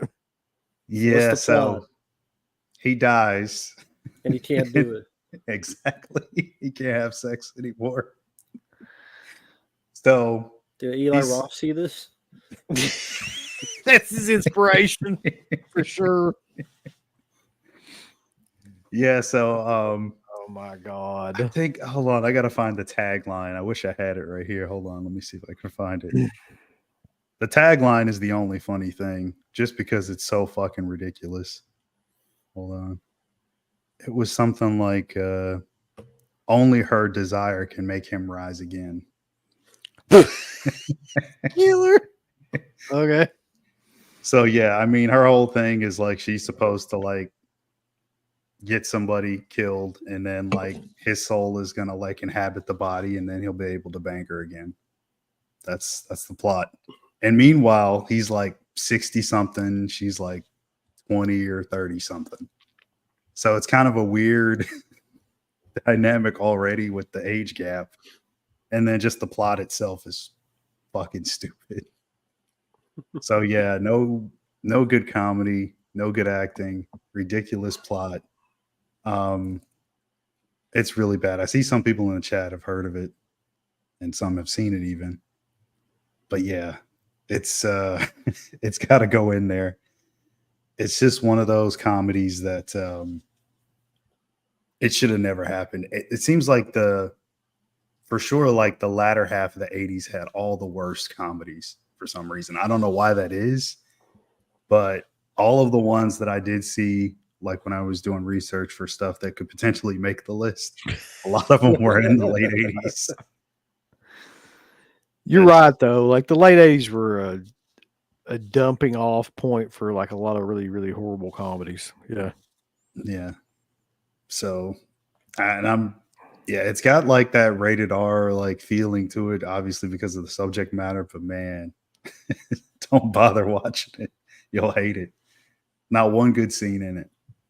I couldn't believe like that they put that out. I was like, okay, if you don't want to sell any copies of anything, you guys are already having enough trouble with selling stuff. So just adding to it. But yeah, that's got to be on my list. So number 1 is one Mark already talked about, Things. That's your number 1, Rambo. Shit. And like I said, if I had ranked them, that probably would have been my number 1 too. Easily one of the worst, just most incompetent, badly made, confusing. I don't know what's going on. There's scenes where they're just talking and that shot on shitty fashion where don't they like have a sandwich and they put a bug in the sandwich or something? They make the guy eat it and this goes on for like 15 minutes. Like, what the fuck is this? Who gives a shit? And then like scenes. Okay, you remember Mark? What was that? Remember that scene? Like all of a sudden, there's like a guy with like a bunch of people doing experiments on these people, Mm-hmm. but And like, was it like we enter a closet and then we're in there? What did that have to do with anything? It was just they couldn't afford like real effects to like pull that off, so like they just used the closet. I don't know, but that was how his wife gives birth. And there's a The guy experiments. who dies, but then he's just a skeleton, but then he starts talking to the other guy when he's just a skeleton now. And then at the end, it's like as the movie went on, the less budget they had. Yeah, And exactly. then scenes just go like edit, this scene, this scene, this scene, this scene. Mm-hmm. I'm sitting there going, I don't know what's going on. It's like you took a film, you chopped it up like you were zucchini, and you just put it all around in your Windows editor and said, okay, now that's a film. I don't know what the fuck's going on. I don't really give a shit what's going on. The acting sucks. I also do not like shot on Shidio. I fucking hate that. Shot on Fucking look on it. Same here. It deserves Shidio. It's like, well, listen, if you hate shot on video, then you are like Vinegar Syndrome's partner label #1 enemy, because that's all that shit is. And I agree though. Like I don't ever buy that stuff. I made the mistake of buying Last Slumber Party. To be honest with you, I didn't really know it was shot on video, but like anything like that is just Boarding House is another one. god awful. Well, the real ones that are like awful to me are shit like I mean, like Splatter Farm and stuff like that. Like some of that stuff is really, really fucking bad too. That is a Cannibal Camp Out. Cannibal Camp Out. Yeah. Wood Chipper Massacre. Yes, that's the other one. I was just thinking. That's all bad. Something you liked isn't Crazy Fat Ethel? Now, Crazy Fat Ethel is actually shot on like 16 millimeter. I mean, like Crazy Fat Ethel 2. Oh, it might be. I haven't watched Crazy Fat Ethel 2 in a long time. Yeah, Things is my #1. Mark pretty much said it, and that's another film that's hard to even explain. There's like, they hired, like you said, was that the same girl at the beginning who had like the mask on but the titties out, and then later on it's like she's the newscaster? Or is that a different porno actress? I think so. Wait, no. I'm trying to think, because like maybe it's a different one. I don't know. Why would she not show her face there? But then I don't know. Fuck. I think it was. Again, this is a one-time watch for me. I think it was. Is that the Joe Bob episode or something? One time, like, yeah, that helped like a little, but it was still bad. I think he was the one who mentioned like they got an actual prostitute for the movie off the corner. One of the worst I've ever seen in my life. I kind of have to agree with all that. I don't know what that guy did after it, but hopefully it was nothing with filming. I don't think he did anything. I don't think he did a damn thing after that. I could be wrong. I know that hooker didn't. She went back to the corner. I just know because I looked her up one time. She didn't do anything else. She's like back to the point. Yeah. You mean that she couldn't parlay her film career and things to something else? No. Hard to believe. So, you're #1. #1 with a bullet is the tie. Because I'm gonna do that. Because fuck it, we'll do whatever we want. You know. You double stacking? I'm double stacking. Fucking like Wendy's. Beaches and E.T. Fuck both them movies. And let me tell you why. Because they are both oh my God.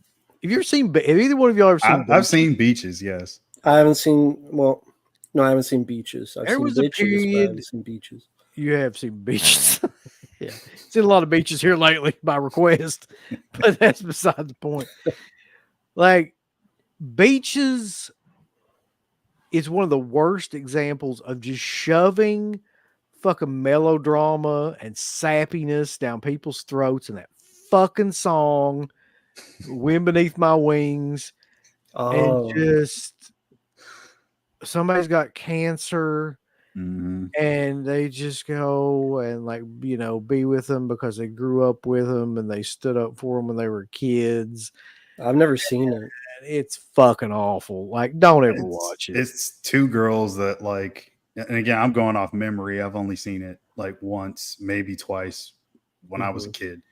I think they like, it's not coming of age. I know that they're like friends until they're adults, and then one of them's dying or something like that. And I think somebody's playing piano or some shit. I can't remember. She's a singer. So okay, that's what it was. Bette Midler becomes like a famous singer, and the other girl, of course she does. I can't remember who the fuck the other girl even is at this point. Barbara Hershey, maybe somebody like that. She becomes like a lawyer, or maybe I don't remember. It's something. I don't know. What made you watch it? When I was a kid, I watched everything. It just whatever came on cable or things like that. Like I didn't watch Beaches when I was kid. Well, you're more of a man than me, all right, Rambo. He's watching Rambo. Well, I watched Ghost, so I can't say anything. I watched Ghost. I don't know what you want me to say to that, but I fucking watch Beaches. No, I look at the going to be a problem in us finishing this. I just the title Beaches is not like, oh, I gotta go see Beaches. I didn't go to the fucking movie theater and watch it, Rambo. I fucking watched it at the house on cable. Because everything was on cable. I watched fucking Peanut Butter Solution on cable. Like, I mean, it's just shit just happens, you know? You don't know what the fuck you're watching. But I'll tell you this. I'm not going to be going back and watching Beaches anytime fucking soon.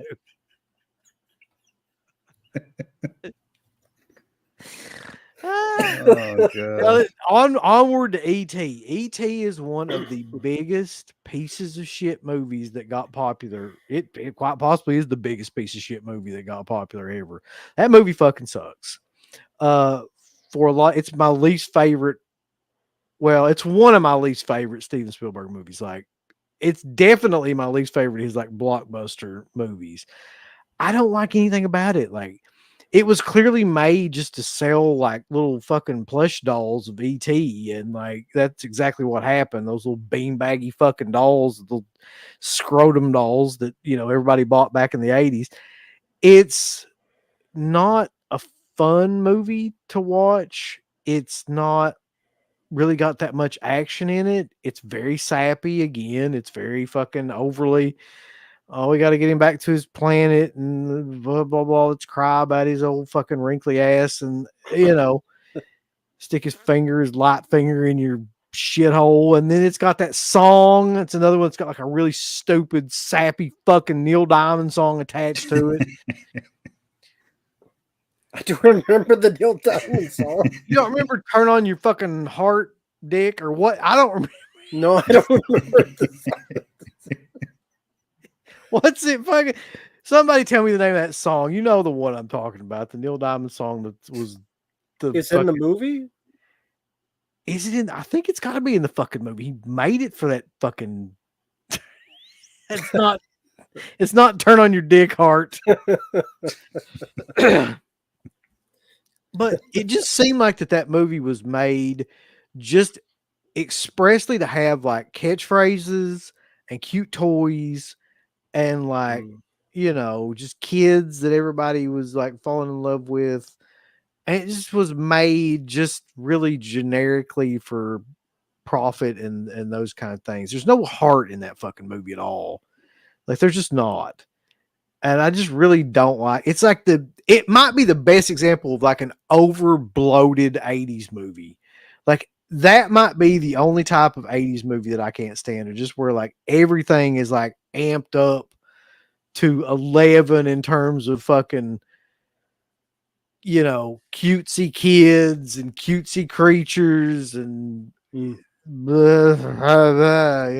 fuck. I don't mind. Life hurt me, sir. Life. Wait, so like even as a kid, you were always like fuck E.T. or? Yeah, I never really liked E.T. Like, Turn On Your Heart Light. That's it. Yeah, I never heard of that song. Fucking Neil Diamond song. even as a kid, like I don't think I hated it as a kid because, like I said, when you're a kid, you kind of just fucking put up with a lot of stupid shit, entertainment wise, and like, but like as I got older and older, I was just like, that movie really is not very fucking good. It's just not. I don't understand like what the hype is about it or what it even was back then, really. But yeah, so there you go. That one definitely came out of out of left field. You said it would be a hot take, so you weren't wrong. Fuck Okay. ET.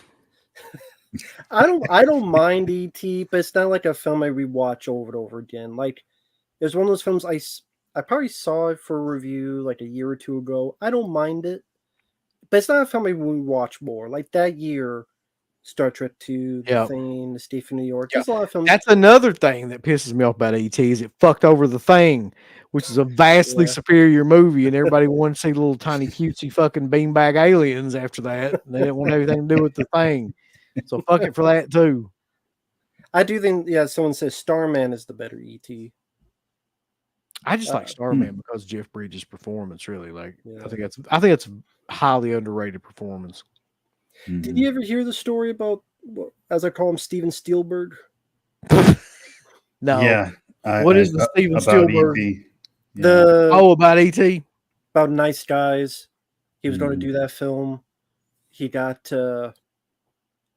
Rick Baker to design for it. He was working on it. All of a sudden, Steven Spielberg decided to change things and said, actually, I'm doing this family film. Could you do effects? He's like, well, I'm doing American Wolf in London. And I'm doing these other stuff as well. So Steven stole all his shit, gave it to the other guy. And then when Rick Baker put up stuff, it's almost like E.T. Like if you put like an extra here and here on the side, it was Rick Baker's design, which the other guy won the Oscar for. Fucking stole his design. Of course. So me and my OCP, we always call him Steven Spielberg because of that. Fucking stole the shit. But I don't hate the film, but it's not like a favorite of mine, but I don't mind it. Yeah, well, you should hate it. I hate Point Break. Damn it! Here we go. This fucking shit again. I watch ET over Point Break. Oh my god! I ain't even gonna comment on that. Good. You gotta do your number one, Mark. So yeah, I wish I had chosen something else just because there's so much bad shit out there, and I've kind of, well, I guess we all kind of have in one way or another been shitting on shot on video stuff, as we all should. But again, things would have been over this, but I didn't rank them. I'm gonna put Sledgehammer on the list as fucking A. That's another one too.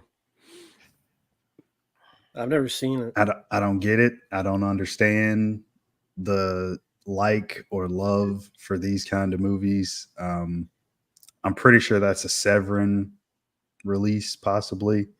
I could be wrong, but holy shit, man. What's the film about? So basically, Jackson. I don't like the song by Peter Gabriel either. It's just trash and all things Sledgehammer. But yeah, the guy basically kills people with the sledgehammer. I mean, I think like his mom got killed with it or something like that when he was a kid, and then people go to like that same location, and I think he kills them with that again. So it's just, I can't understand, like, because I know at the time when that one was finally getting a release, I saw a ton of like people talking about like, oh, this is killer, it's finally coming out. And I'm like, what the fuck are you guys talking about? That movie's terrible. Like, why would you even give a fuck if it is coming out? But yeah, it's just as shitty as things in every regard. Bad, non-existent lighting, no dialogue, no real entertainment value whatsoever. Oh God, it's pure shit. I mean, it's the best way to describe it. Yeah. I never got through it It's- all the way. And I've tried. It's one of those Intervision titles, and I actually bought it and tried to Yeah, fucking that's what watch it it. was. And I just I never could because it's Mhm. like exactly what you said. It's just the worst type of like shot on video shit that you can imagine. Mhm. But for But some reason, it has a cult following. exactly, and I Like, don't understand. I'm like, what am I missing? Like, I don't see anything of merit like people could get out of watching the movie. I don't know. I'm glad I'm not the only one because like when that was getting a release, it was getting a lot of hype for some odd reason. Mhm. So yeah, that's all I got. We could have easily done 10 movies. Hell, we could have done 100, but well, the it's show true. has to end sometime. Yeah. So yeah, now it will be time, I guess. Oh, that's another but really shitty one. I agree 100%, Mike. Unhinged. Unhinged is It fucking is. I fucking terrible. hate that movie. Listen, that movie was one that when me and CK first started watching like horror films, consistently and stuff back in the early days, Mhm. we got that. I actually bought that from like Best Buy or something like that on DVD, and we thought because the cover is amazing, we were like, Yeah, "Holy the cover shit!" isn't it it's like a Grim Reaper or something? Let me see. It's a dead chick on the front or something. Yeah.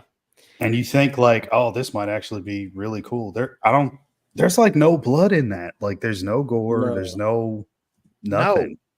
There's That- hardly really anything to it. It's just that's what fucking got us, like because we were like, this is going to be an amazing slasher or something like that. And you watch and it's just like the most boring piece of shit ever. it Like, is. It is. but anyway, what the chat throw some of your worst 80s films in there, just in general too. The ones they don't necessarily have to be like the worst, but just the ones you don't want to watch anymore, or you don't like necessarily like personally. I mean, I can appreciate good filmmaking and still hate a fucking movie. Mhm. The Alien Dead, that's another bad one. Uh-oh. What's up, Garrett? What's your worst 80s film? Go. Yeah, I'm very curious to see what Garrett would put on here.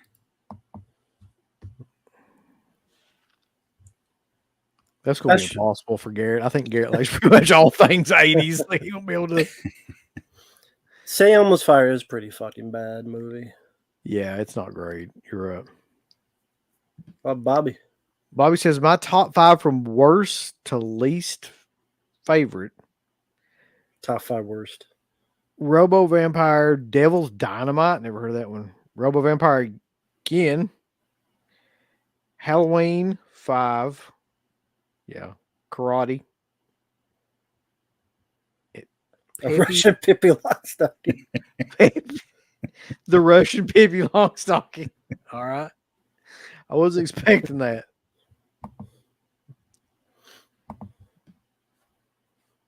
Alien Dead. That's a fucking good one, too. That piece of shit.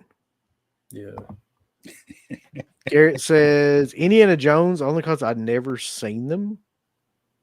I do remember him saying that at one point, which is I remember him saying that too. So hard to believe that Garrett's never seen any Indiana Jones movies. Seems So like those will be right up your alley, Garrett. You got to check those out. Everybody that's in here, go over to Born to Be Rad's channel and point and laugh, children. Point and laugh. He's never seen the Indiana Jones movie. Blood Fight. Have you ever seen Blood Fight? No. It's a Bloodsport knockoff. I would love to see that. I you know what? Honestly, I think that was coming on yesterday on it's like Fists of Fury Flicks of Fury channel. And I did see that title. I think it was coming on after Bloodsport. But I didn't watch it. The Lost Boys. Shut the fuck up, man. No way. He's trolling. He's probably serious. Yeah. Maybe Look Who's Talking. 3 Men and a Baby? Pretty much the big budget propaganda. Which one? Look Who's Talking 2. Was that the one with the dogs? That's 3. That's 3. Okay, that movie's fucking brutal. Well, for Mark, it'd be Star Wars, right? No, don't you start. Empire Strikes Back. Always stirring the shit. Yes. It's always doing it. Why am I lying, Mark? I mean, There you go. hey, look. Am I lying? If anybody's got like hot takes, if ET's yours, Star Wars would be mine. Garrett's got Indiana Jones. So what do you got, Rambo? Now I got to know. I don't know. I have to. I try to remember what were the biggest hits of the 80s. Like, I'd have to look. Yes, exactly right. Go to the channel sub, make fun of all of his in all the comments about him hating Indiana Jones not seeing it. Fuck Star Wars. Shit. Everybody's saying it now. You know why people are saying that now, though, to be fair? Because that fucking asshole that runs Disney now. What's her Kathleen name? Kennedy. Kathleen Kennedy. And those fucking prequels. Like, I mean, what is there like about Star Wars in the past 40 years? Almost? Like, over 40 years, actually. Mhm. Like, what is there to fucking like? Every single thing that's come out in the last 40 years Star Wars related is fucking sucked ass. Yeah. So, I mean, Yeah, you got a point. yeah, I mean that anything they get, I mean, they're just gonna milk it to death. Like it's never gonna be over, no matter what it is.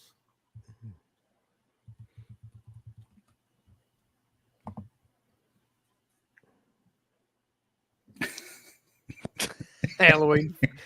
Yeah. European Vacation. I always loved European Vacation, if I'm just being honest. Caddyshack 2, I also always loved, even though I realize it's a shitty fucking movie. Mm-hmm. Now She Devil's pretty fucking bad. It Yeah. really is. Oh man. I kind of wish I'd have put that on there. Now. Well, you can. It's your list. I mean, I don't really know what to say about it. It actually, you're right, Garrett. Howling 3, the marsupials does fucking rule. What about part 2? No, that one's bad. Your sister's a bitch. Yeah.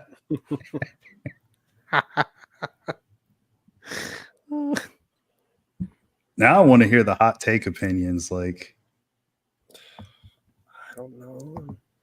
come on, chat. Give me some hot takes. What about this one? Weird Science. No, come on. That's a hot take. You wanted it. There's no way. Love Weird Science. That's crazy. I don't like the first Mad Max. I like the Road Warrior, but I never liked the first Mad Max. Okay, There you go. that's an interesting one. But I love the Road Warrior. Yeah, I mean, that's my favorite one. So I can disagree with that. I completely fucking agree with this. Good job, Mac and Garrett. me is better than ET. I ain't agreeing to that. I agree with you. I'm not 100%. agreeing to that. It's my boy. That's bullshit. Mike, I think that's kind of isn't that kind of a universal opinion? Does anybody like Mad Max Beyond Thunderdome? I don't know with some people out there. Yeah, I mean, I agree with that too. yeah, it is. It is. People I talk agree with about Alien versus Predator 2. You can't see shit in Prom Night either. That's It's true. so damn dark. Prom night fucking sucks. Uh-oh. Big money Mark. Damn, Mark, Mannequin 2. I didn't know that, Mark. that's a hot take. On the Move is his favorite. Mannequin 2. Oh shit. Okay, hot take. I think Blade Runner's just okay. I do too. I've never been a huge fan. Okay. I like Okay. the sequel more. Okay. I like 2049 more than the first Blade Runner. Okay. This Now- is also kind of true in my opinion. Let's see. I like that movie. I like it. I mean, But that's more my thing. I love space exploration type of stuff. So if you're not into that, I doubt it would be interesting to you. But yeah, I could see somebody saying What- that. I mean, I wouldn't agree, but that's Drive kind of me his crazy. taste.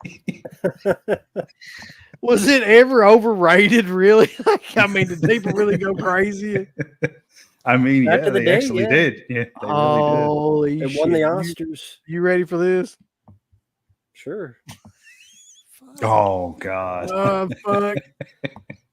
Well, that's not really a hot take. Most people feel the same way, but I agree to disagree. It seems like some people are taking my thing for hot takes and they're just like doing Yeah. personal shots now. That's fine. Dumping Agree shit. to disagree. I can't stand Finding Nemo. That's so random. It is. That's what makes it great.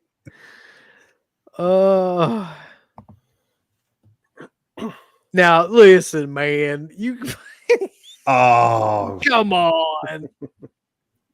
Fuck. I almost left the room. Really?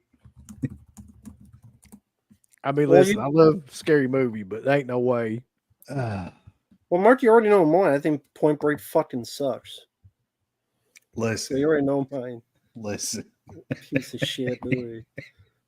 Face Off That fucking is- sucks too. Oh my God. Oh Lord. Face Off sucks. Point Break sucks. How dare you? Those are great action movies. How dare And the you? Godfather films, they fucking suck too. Amadeus Blow. And fuck the Godfather films. Oh shit. Ah. Titanic does kind of fucking suck. It's always that- sucked. Yeah.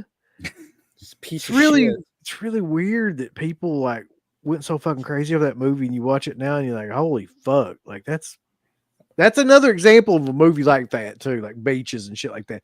Just overly sappy, sentimental bullshit. Her Yeah. fat ass can't fit him on that piece. It got muted. Uh-oh. Talking shit for Titanic. Cameron came out. And fuck Lord of the Rings. They fucking suck. Wow. Avengers Infinity War and Endgame, those fucking suck. Wait, Avatar fucking sucks. hold on. Are you saying like all of them or just those two? Are you saying you prefer the Joss Whedon movies? Yes. What? Mark's out. He's gone. Good. All right, we'll see you later. Goodbye. God damn, you ran Mark off. You know how hard that is to do? Endgame Shit. and Infinity War fucking suck. I don't care. They fucking suck ass. You want to see the Hulk taking fucking selfies with people like goddamn Steve Urkel. Looking like fucking Steve Urkel. Wait, what are we talking about? The And Avengers? yeah, Endgame. I fucking hate all those movies. Like, that's not a hot take, is it? Like, fucking fuck all those It movies. is. It definitely is. For a lot of people who love the Marvel. Fucking shitty ass Marvel movies ain't worth a damn. The Hulk looks like Oh Steve my Urkel is God. taking fucking selfies, looking like Steve Urkel. And giving breakfast tacos to people. Fuck off with that shit. Endgame and Infinity War fucking suck my balls. The piece of shits. Wow. Okay. That scene in Endgame where all the girls get together and we got our shot. We all went to the battlefield at the same time. Fucking goofball. We could horse go shit. back and forth for like a whole show on Oh, Adventures, so I ain't even gonna say anything.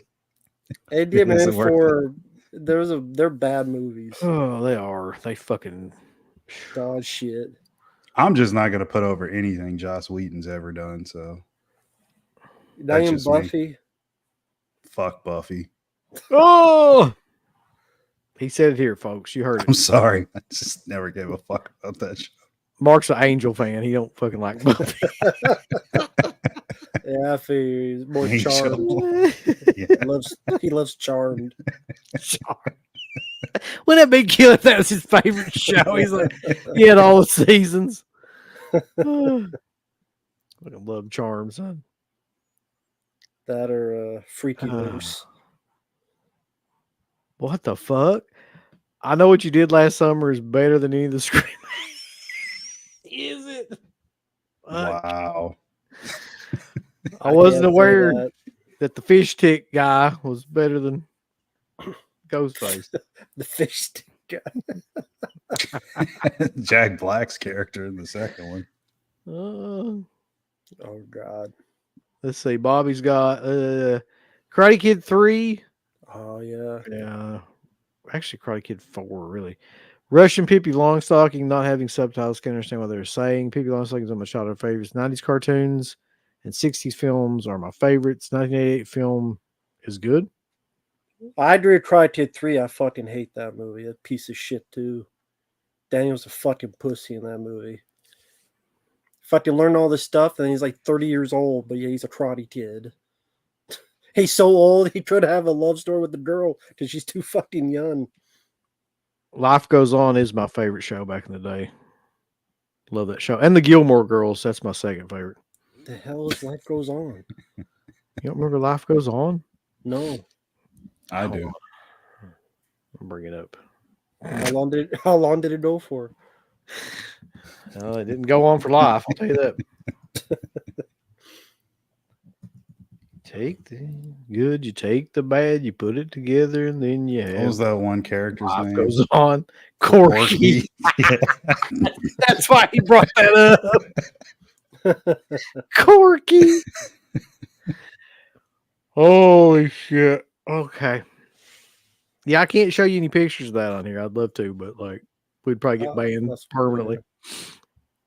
You know, that's a funny thing that happened in the 80s. You look at LA Law, I think, Life Goes On, and there's another one too that had characters in it that are extremely un-PC now and probably would not. Fucking Quantum Leap. That's another one that had like characters. Man. Remember that episode? Can't do that shit anymore. That show. Man. What? Mm. What's wrong with Quantum Leap? Nothing's wrong with Quantum Leap it's in particular. Show. Yeah. Oh, I almost bought that, Mark. Okay. I almost bought it, just like you bought my Infinity War shit. Fucking kill it. Mask from 85. Headstone's giant face scared the shit out of me. Holy shit.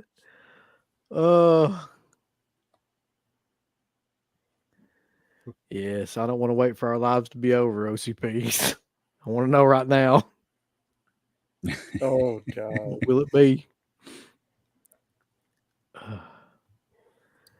So you leave Daniel alone in part 3. He was overweight and eat mac and cheese the whole time, so give a fuck about it. I wish that were the case. At least that would have made sense instead of just going and get some damn bonsai tree for some reason and forgetting what the hell he did in the first two. Just, I don't know shit. And I suck now. And I get my ass kicked. He's a pussy. Gigantic fucking pussy. God damn. Fuck did he do? There's a lot of really like interesting comments in here of people's opinions about movie. Well, I mean, some of them. Mark Leaf.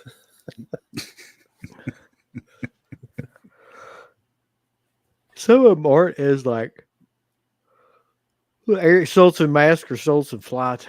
Lord, Fly 2.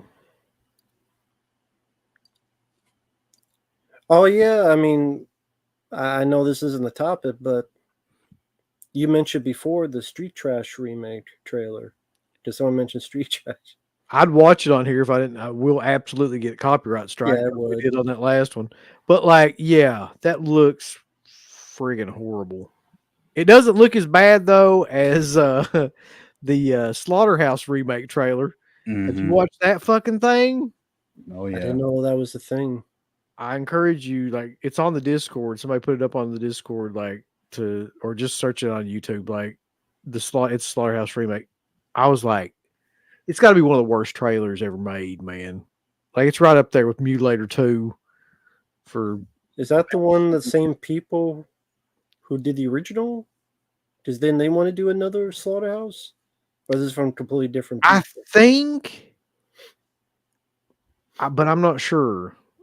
Like, I mean, it's got at least one of the characters from maybe a couple of the characters from the original, from what I could see. But like, it just looks so cheap.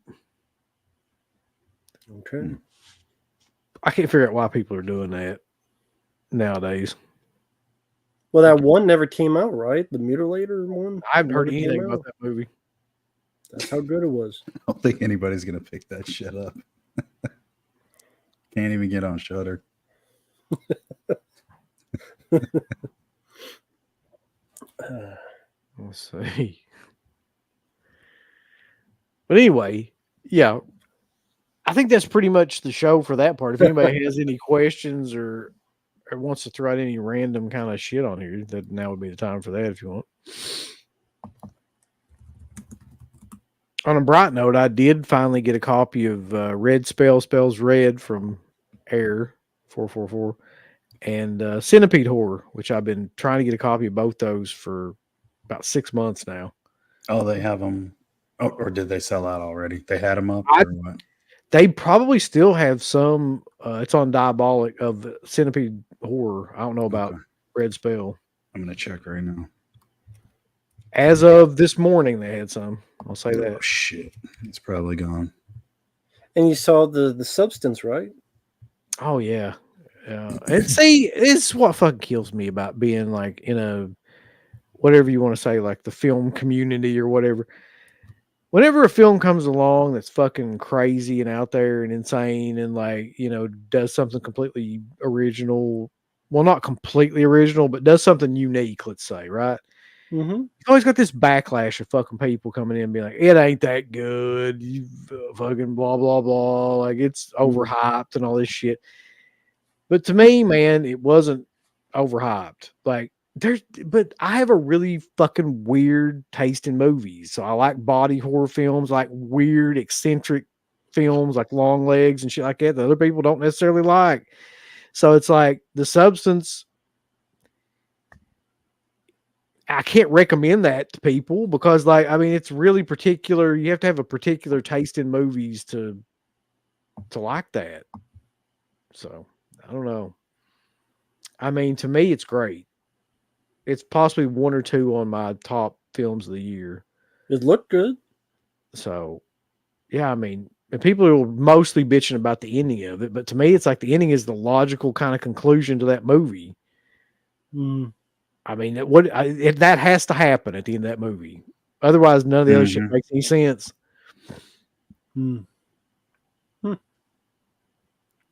Have you seen? I would actually agree with you on that. I liked it as well. Have you seen Strange Darling? No. Huh. That's one you really need to check out if you get a chance. That's been a lot of people's like go-to lists here lately, I've noticed. Fantastic film. That chick in there, Willa Fitzgerald. Holy shit. Like people put over like Mia Goth in Pearl.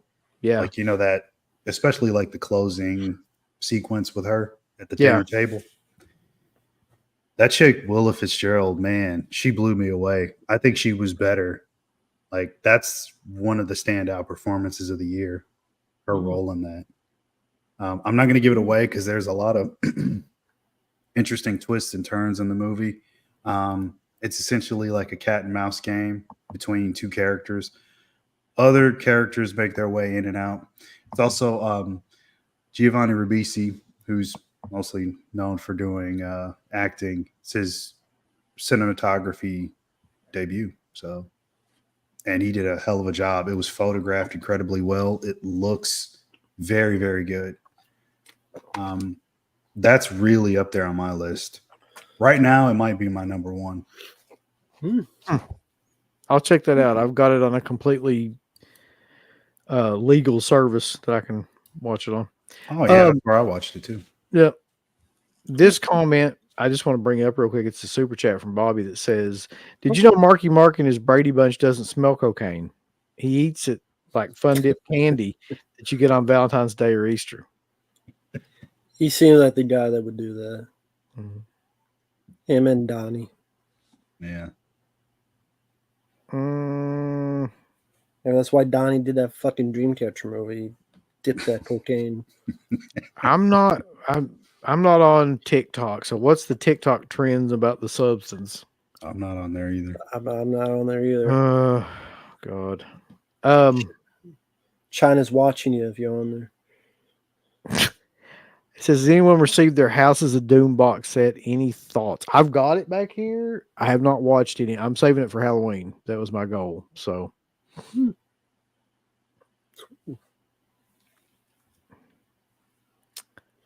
let's see.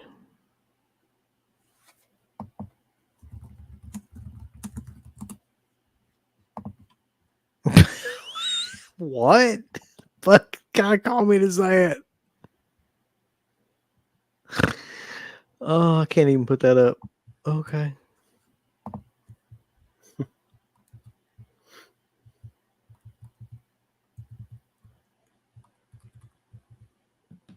Did you ever get your copy of Amanda and the Alien? I don't know what the fuck that is, Jackson. I don't know what the hell that is either. I wanted to bring up something too, real quick though. Did you see the new release from Second Sight for House of the Devil? Yeah. I'm actually like really looking forward to that. And somebody brought up that it's not it's not a 4K, but like I don't think it was filmed. I Something think about he shot it on 16, right? yeah, so I don't think it would matter if it was in 4K. I think that's why they're doing the Blu-ray release of it. But I haven't seen that movie in almost 10 years, I don't think. And I had the DVD, the VHS and DVD that was together when it first came out. That's the last time I watched that movie. So I'm really looking forward to that release. I think at the time I was all about that movie. I think I got all three of the releases. That was Dark Sky, right? Yes. Yeah. Yeah, so I still have that old Dark Sky Blu-ray. I haven't seen it since it came out. It's been a long time. I remembered liking it, but I wasn't huge on it. Like it got a lot of praise, and I just thought it was fine. But maybe I'll feel differently. I'll definitely check it out again. I don't know about that Second Sight release. I'll probably watch my Dark Sky Blu-ray. Just keep that.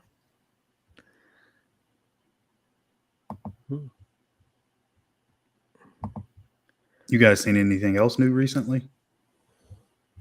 No. Yeah. I mean, this is not new. It's new to me, though. You know what this is, Mark? Bootlegs? No. This is the replacement disc that fucking Arrow sent for that York Boot Garrett. Oh, okay. So basically, this is like all of those Blu-rays. Okay. I mean, I've got the actual box set thing that they go in back here, but this is the. So I watched Necromantic last night, and that's a trip, man. I'd seen that movie 20 years ago, probably. Like, it's still a trip. And I'm going to enjoy Necromantic too. I remember that movie more so than Necromantic, and I don't know why I bought this. It's fucking traumatizing. But yeah, it really is. But that's what I've gotten in recently, anyway. Have fun. You don't want to watch it, Rambo? You don't want to watch Scram or Stram? I'm good with that. Damn it. Yeah, I think. What else did I watch recently? I watched the 4:30 movie. Oh yeah, it was probably the best thing Kevin Smith's done in a long time, which isn't saying much, but I liked it enough. It's fine. It's not great. It's not amazing. I don't think he just doesn't have that in him anymore, but I still enjoyed it for what it was. it was a break from the View Askew universe stuff, which I think Mm. he needed to get away from that because those guys are like 50 something years old. It's kind of run its course at this point. Well, So it's kind especially of when cool. when you see like, you know, Jay and stuff now, I just can't get over the way he looks now, man. It just doesn't work. Yeah. You can only do that gimmick for a while, especially like, you know, when you have all your teeth replaced and stuff. It's not gonna work out. Yeah. But it was really cool the way he shot it. So I mean, it's teenagers going to see a movie. They just spend pretty much their entire day at a movie theater. But what got me was that he shot some fake trailers because they're in the movies and they show what's on the screen. The fake trailers that he shot were actually entertaining. And look, they remind me of the Grindhouse trailers. Only whatever the hell he did, they look fucking great. Like it's got that 80s aesthetic to it, but it looks so authentic to like the 80s. I was shocked. I'm like, wow, like Kevin Smith did this. I want to see it. I mean, I'm a huge fan of Kevin Smith, man. Like, have been for a while. Like, and for some reason, he always tricks me into watching his movies. But if you say it's decent, then it's got to be better than the last. Well, here's the problem. It's decent for me, but you don't like rom-coms. Is it a fucking rom-com?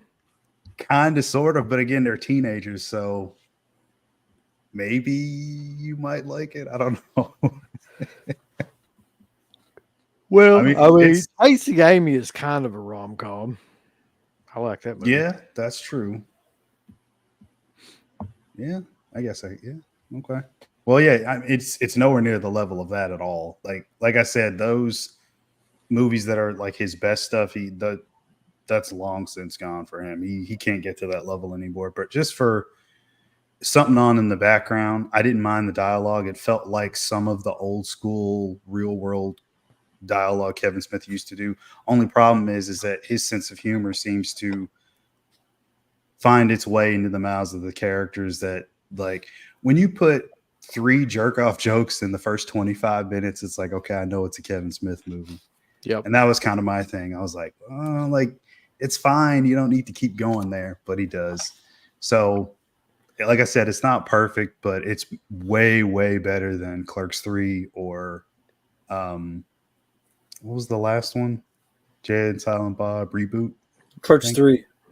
Well, the one before that, I mean. Clerks 3. Yeah, 3. reboot. Yeah. Yeah. Is it better than Yoga Hosers, though? Yes. That's what I said. Like, it's better than awesome. Anything he's done in the last 14 years. It's better than that stuff. So.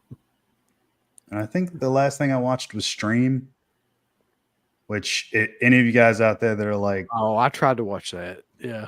If you want to overdose on more Terrifier-esque type stuff, watch Stream. That's essentially all it is. I mean, it's got Damien Leone did the makeup effects. So you got that. You also got Paul Wiley who did the music in Terrifier. Daniel Roebuck is in the movie. Daniel Roebuck is in everything right now. He was just in Terrifier 3. So you got that. And then David Howard Thornton is one of the killers. And he's not wearing Art the Clown makeup, obviously, but I mean, it's his mannerisms and everything he's doing. He might as well be Art the Clown. So it's, and it's got every fucking horror alumni person from Jeffrey Combs to Tony Todd, Tim Curry, Bill Moseley, Daniel Harris. I mean, you name it, the person's probably in the movie. But, you know, if you want to see a lot of crazy gore effects, that's the movie for you. Rambo, you all right? Yeah. Yeah. Kind of got down there for a second. I was worried about you. No, no, I'm fine. Right. No, I'll be good. Let's see. Comments.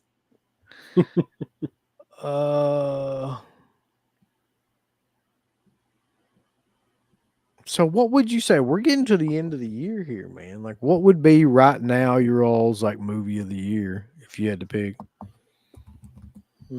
Just any genre? Yeah. Well, fuck it. We'll narrow it down to horror because it's almost Halloween.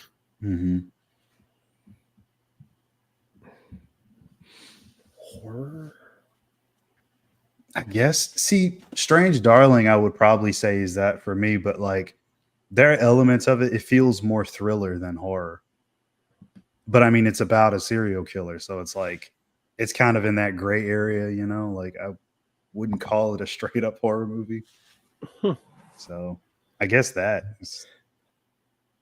I guess for me, In a Violent Nature. Yeah, I really did like that movie, and I didn't think I would, but like, it's an interesting concept for sure. Yeah, I think that's what I liked about it. Although the ending could have been a lot better, but the rest of it I liked. You know what I'm going with? It's Rambo's favorite fucking movie of the year. He just don't want to admit it. Terrifier 3. Long legs, Oh. baby, long legs. I don't know why I didn't think of that. Let me tell you, Yeah. maybe I hadn't put on my long legs. Here we go. I fucking hate long legs. Each their own, man. It's cool people like it. It's that for me. I watched it again. I got the 4K. That's another thing I just got in recently too, was the 4K of it. And I was like, hadn't watched it since the theater because I could have watched it on other shit, but I was like, I want to get an actual like copy of it and just see if I liked it as much. Man, I watched that fucking thing like 3 times in a row. There's something about the tone of that movie that I love. I love the way it's shot. I love the tone of it. I love Nick Cage in it. I love the whole fucking thing. I know that Rambo loves it secretly, deep in the cackles of his heart. He loves that movie and wants to express That it. Can't. ending is such fucking dog shit, man. That agent is the dumbest fucking agent I've ever seen in my life. Oh, my boss is going to the kitchen. I wonder what he's gonna do. He's not gonna try to kill her, is he? I'm just gonna sit on my ass and just play with my gun. What am I doing? Oh, he died. Reach into the shit. cackles of your heart. Find the love for long legs. The first bit, like the first place she hides is in front of this fucking lawn ass window. I hope he don't shoot me through this big fucking window I'm hiding behind.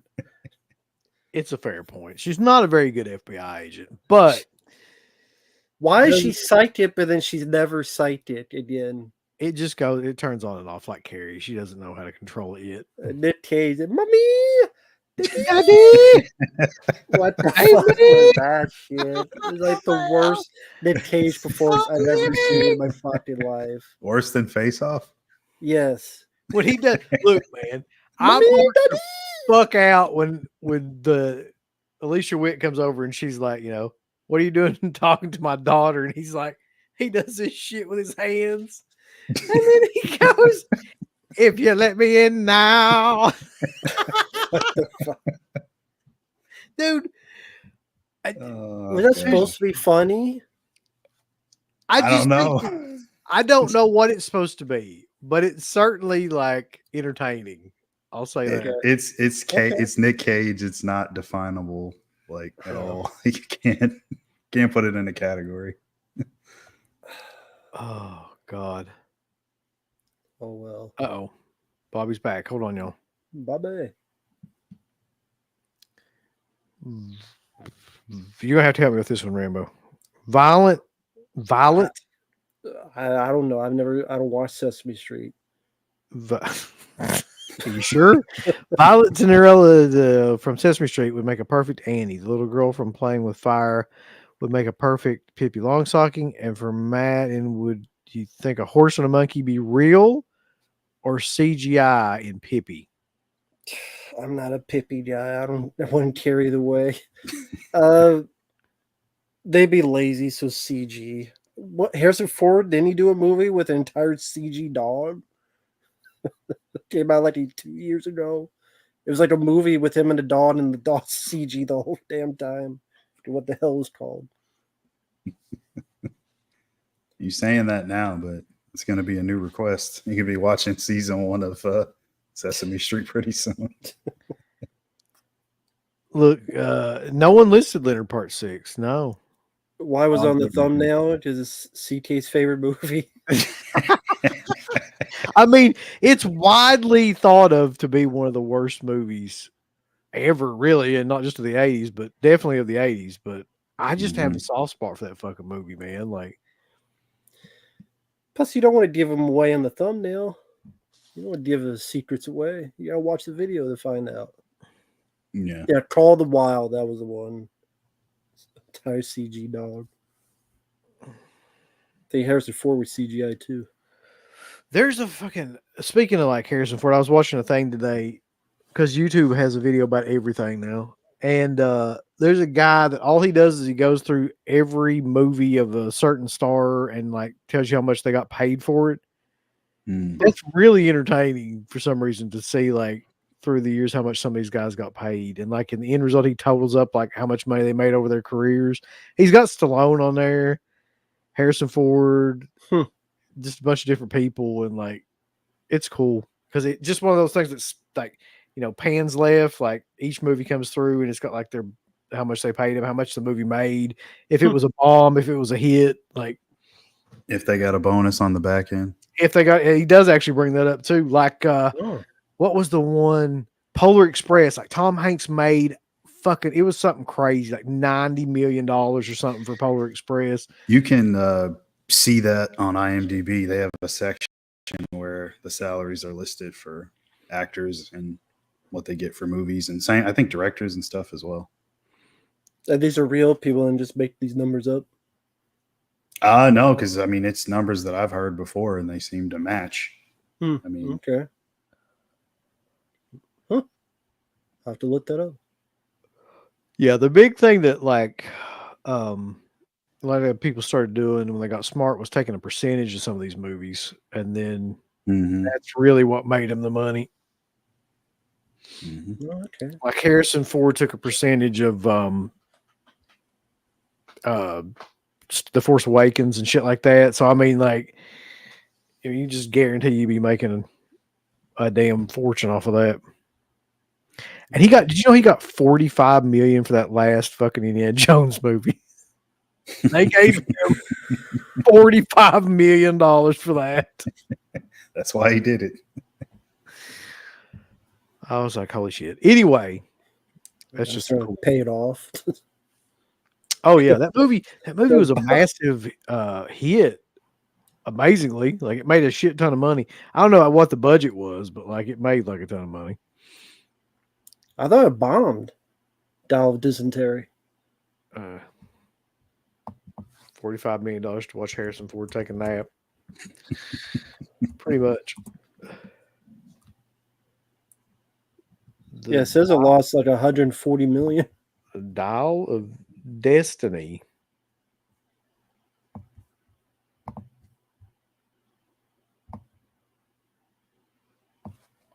It cost almost 400 million and it made 384 million worldwide. Ooh. That's not include probably the marketing. Did they really think that movie was going to get them $1 billion? Because that's pretty much what you need to turn a profit. So what the fuck were they thinking? They thought Indiana Jones like Star Wars. Oh god! Because the other films were hits. Yeah, it bombed because people knew Kathleen Kennedy was a part of it and it would suck, and it did suck. By the way, why hasn't she been fired yet? Because she did, then she'd say it was sexist. Or whatever the hell she would say. That's why people say I may be trying to be funny. I think that's the sincere answer.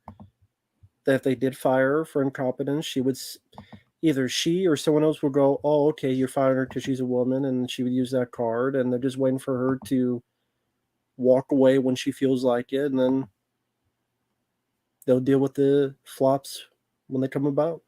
Mm-hmm. Or they'll try to push her back and go get us coffee or something. What do you think? Because I don't know the answer to this. Like, what do you think Disney makes the most money at? Amusement parks. Okay, so basically they're just leveraging their money on that to just take huge losses on all these films, because every like film that they put out fucking shits the bed nowadays. Mostly Avengers movies and And amusement parks, yeah.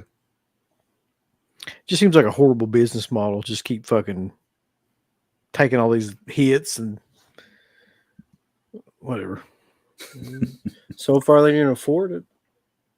That's true. I think amusement parks is their big thing. I mean, yeah, there's merchandising, sure, but I think amusement parks, just how many people go there. Hell, like 3 days after Milton, people were like at the parks again. You ain't gonna stop people from going to Disney. I'll fucking tell you that. Yeah. After a hurricane, yeah, I mean the house is gone, but let's go to Disney World. Yeah, that's true. Inside Out 2 did really well. And Deadpool and Wolverine, those two made over $1 billion. That's all they need. 2 or 3 to do that, and then they're at least even.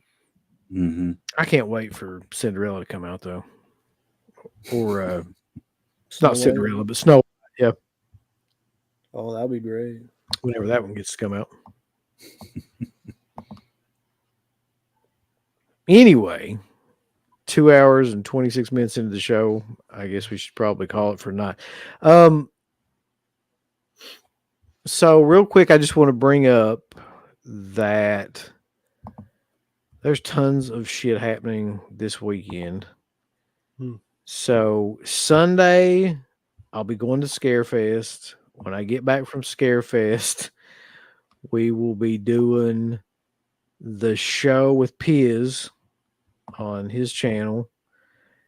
And directly after that, we will be doing the new Bravo Scariest Moments countdown with me and Garrett. So that will still be at the regular time, I'm pretty sure. Remember, what the fuck are we doing tomorrow? There's something tomorrow, too. There's always something. Is it a Eurocrypt that they're doing? Are they doing Eurocrypt tomorrow? I think so, yeah. Okay. Always like that show. Always check out that show. Dirk and the and Darren and all of them, the fellas. Yeah. So, Mark, what do you got going on? I was going to ask, is there going to be another Dip His watching? Or is yes, that is coming. Yeah, that's coming next week. Yeah. Cool. Which we've got a ton of shit over here. I've tried to watch some of it, and I'm just like, I'm getting to the point of where I was like back when we were getting those screeners in the early 2000s, man. What are they? Or you want to wait to say? Yeah, I'll probably wait. I can like show you at least one of them. Because I tried to watch this and I was like, fuck, man. Garrett told me it was good. And I was like, nope. Uh-oh. Oh, so yeah, that's the Larry Fessenden werewolf movie. It ain't good. It's not to me anyway. Sorry, Garrett. Okay. Just fucking swing and a miss on that one. Never and of course I'll be reviewing. We all know I'm gonna be reviewing Kung Fu Rascals. I mean, that's goddamn classic. No long legs review. No, nobody sent that to me. I fucking bought that. Okay. Do we have another show idea yet, or we're gonna wait to announce that for next week? Yeah, next Friday. I don't know. I don't know. Is that the last before Halloween? Yeah, that's the last before Halloween. Is it? Yeah, 25th. Yeah. Oh yeah, right. Okay. Yep. We gotta think of something, boys. Yeah, I'm drawing a blank. It's hard. I mean, so many ideas have been done. That's true. By other people or stuff. Everybody's just basically cannibalizing everybody else's shit at this point. It's like there's nothing that hasn't been done. Like this is true. Right. Overrated Halloween movies. So the chat's giving ideas. Overrated Halloween movies, worst Halloween movies. Top 5 worst of the 90s. Wouldn't be horror related though, somehow or another. Yeah. Probably should be. Top 5 worst horror movies of the 90s. Well, Mark, you brought up an interesting idea earlier today. I Like did. disappointing. Oh yeah. Most disappointing. Did I put 80s in there? You did, but it was Okay. like for the. Why don't we do that? The most disappointing horror films Yeah. or Of all something to that time? effect. Of Pick all time? 5. Pick 5 of them. Okay. Yeah. Most Yeah, like disappointing. something that you thought was going to be killer, but turned out to be Okay. Yeah. trash. Yeah, because like, even with the list that I had here, it's like Yeah, like The those Exorcist. shot on video movies are a given to be shitty, so that's obvious. But Mhm. something that you were actually looking forward to and it turned out to be really bad. Like The Exorcist. Bobby says, "What the fuck did you say?" He slipped that in there twice. Shit. The top No, 5 I didn't look forward to between that. movies that is not good nor bad in the middle. Like Oh fuck, mediocre movies? mediocre movie. There's a That'd be ton of hard to them. do. Yeah. Yeah. But that's a good idea. You would do that this week. Fuck, I hadn't heard this. The guy that did the Suspiria Inc. is doing a new adaptation of American Psycho. No. Wow. All right, let's do that though. So we'll each pick 5 of the most disappointing horror films. I know what my number 1 is already. I can fucking like immediately know right when I thought about it. Mm, For the Halloween season in terms of like horror films. We'll okay. put it to Okay. that. And then of course we'll just bullshit around and whatnot. But Mark, your channel, what are you doing? What's going on? I don't fucking know. That's right. I That's really the answer I was don't. looking for. That's the Mark that we know and love. He's fucking like, no. I don't know. Only things for sure is that nothing's for sure. So Need you a baseball bat. I don't know. Rambo? I'll be showing something. I don't know what yet. So I know what it'll be. German. probably.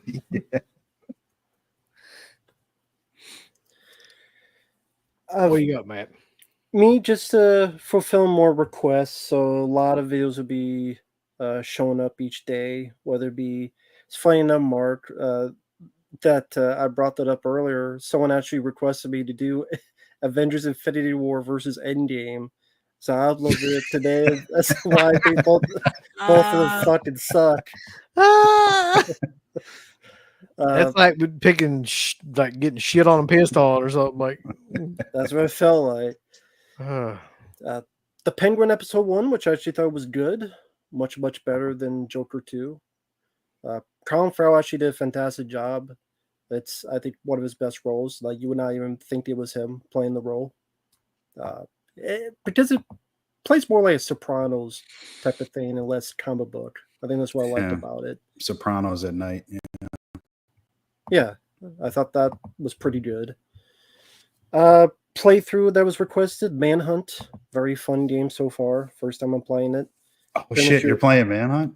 Yeah, that was requested for first time. Pretty much you're a criminal. You put into this Running Man thing. You pretty much stalk and kill people in the most violent ways. You bash their isn't brains that the out. video game that got fucking banned or something like that? That Yes, caused it all is. kinds A lot of countries, yeah. Yeah. Because you're pretty much stalked in, and it's like there are other criminals, but it's like you need a wire that will go to execution where you cut their head off, or you get a machete, and it's like this big execution. You're hitting them in the gut, and you're chopping that off. Like the plastic bag, you could suffocate people with a plastic bag. So, like, or use the scythe to rip somebody's nuts off, which is one of my favorite kills. It's pretty violent. It's awesome. It's pretty funny, I admit. Yeah, it is. I mean, if you're a horror fan, it's a must play. You have to play Manhunt. So I'm enjoying that so far. So a playthrough that will be uploaded soon. That's all stuff like Beethoven. The dog movie. Yeah. You got the most eclectic bunch of shit ever. You got a Seinfeld porn, Manhunt, and then like Beethoven. You can't beat that. And a lot of other stuff. Some bad horror films, Stream for Help, which was awful. When a Stranger Calls remake, one of the most boring remakes you'll ever see. Fuck that movie. Yeah, that movie's fucking awful. That's like the If you- April Fool's Day remake or something, or the Prom Night remake. Yeah, if you want to see Drew wander around for 90 minutes because he thought, hey, take that 20-minute from the original, now put that for 80 minutes. Because that's a really good not. idea. So a lot more to come. Profession Killer, which episode 3, very fascinating. It's the episode about the DA that tried to go after the Texas Rangers and they like poisoned the dog or something. Jesus. And very fascinating case about the aftermath of Henry Lee Lucas and his life. So very intriguing stuff because I hadn't heard about the aftermath. It was just the guy himself, but very intriguing stuff. But so a lot of stuff to come. All right, well, so if anybody's going to Scarefest, I'll see you there on Sunday. Come up and say hi. We'll bullshit around, do some stuff. I'll not buy any autograph. You can buy me an autograph if you want to. It's Scarefest. I ain't fucking doing it. But other than that, yeah, I guess the next time will be Sunday. What were you gonna say, Mark? You guys, like, because there was a stream on Thursday usually from you guys, UNCK. You gonna do a Halloween night stream, or are you guys gonna just have that off and just relax? He was talking about today, like trying to like come up with ideas, and we like there's a couple of things that we're thinking about, but we're not 100% sure what exactly we're going to do yet. Mm-hmm. So we'll figure out something soon, though. Somebody said a Halloween character ranking in the chat. Oh, you mean like we did with the Friday the 13th shit? Like Yeah. do a hell? Oh, Jesus Christ!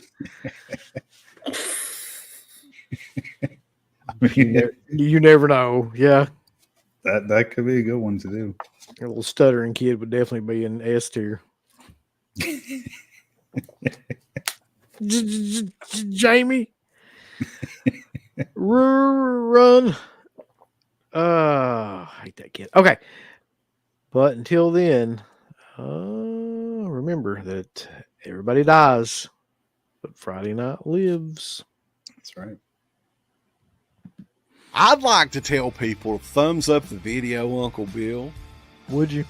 Yes. Thumbs it up with violence and fury and just love everything about it. You hit the heart button, then you hit the ass button, then you hit the go fuck yourself button.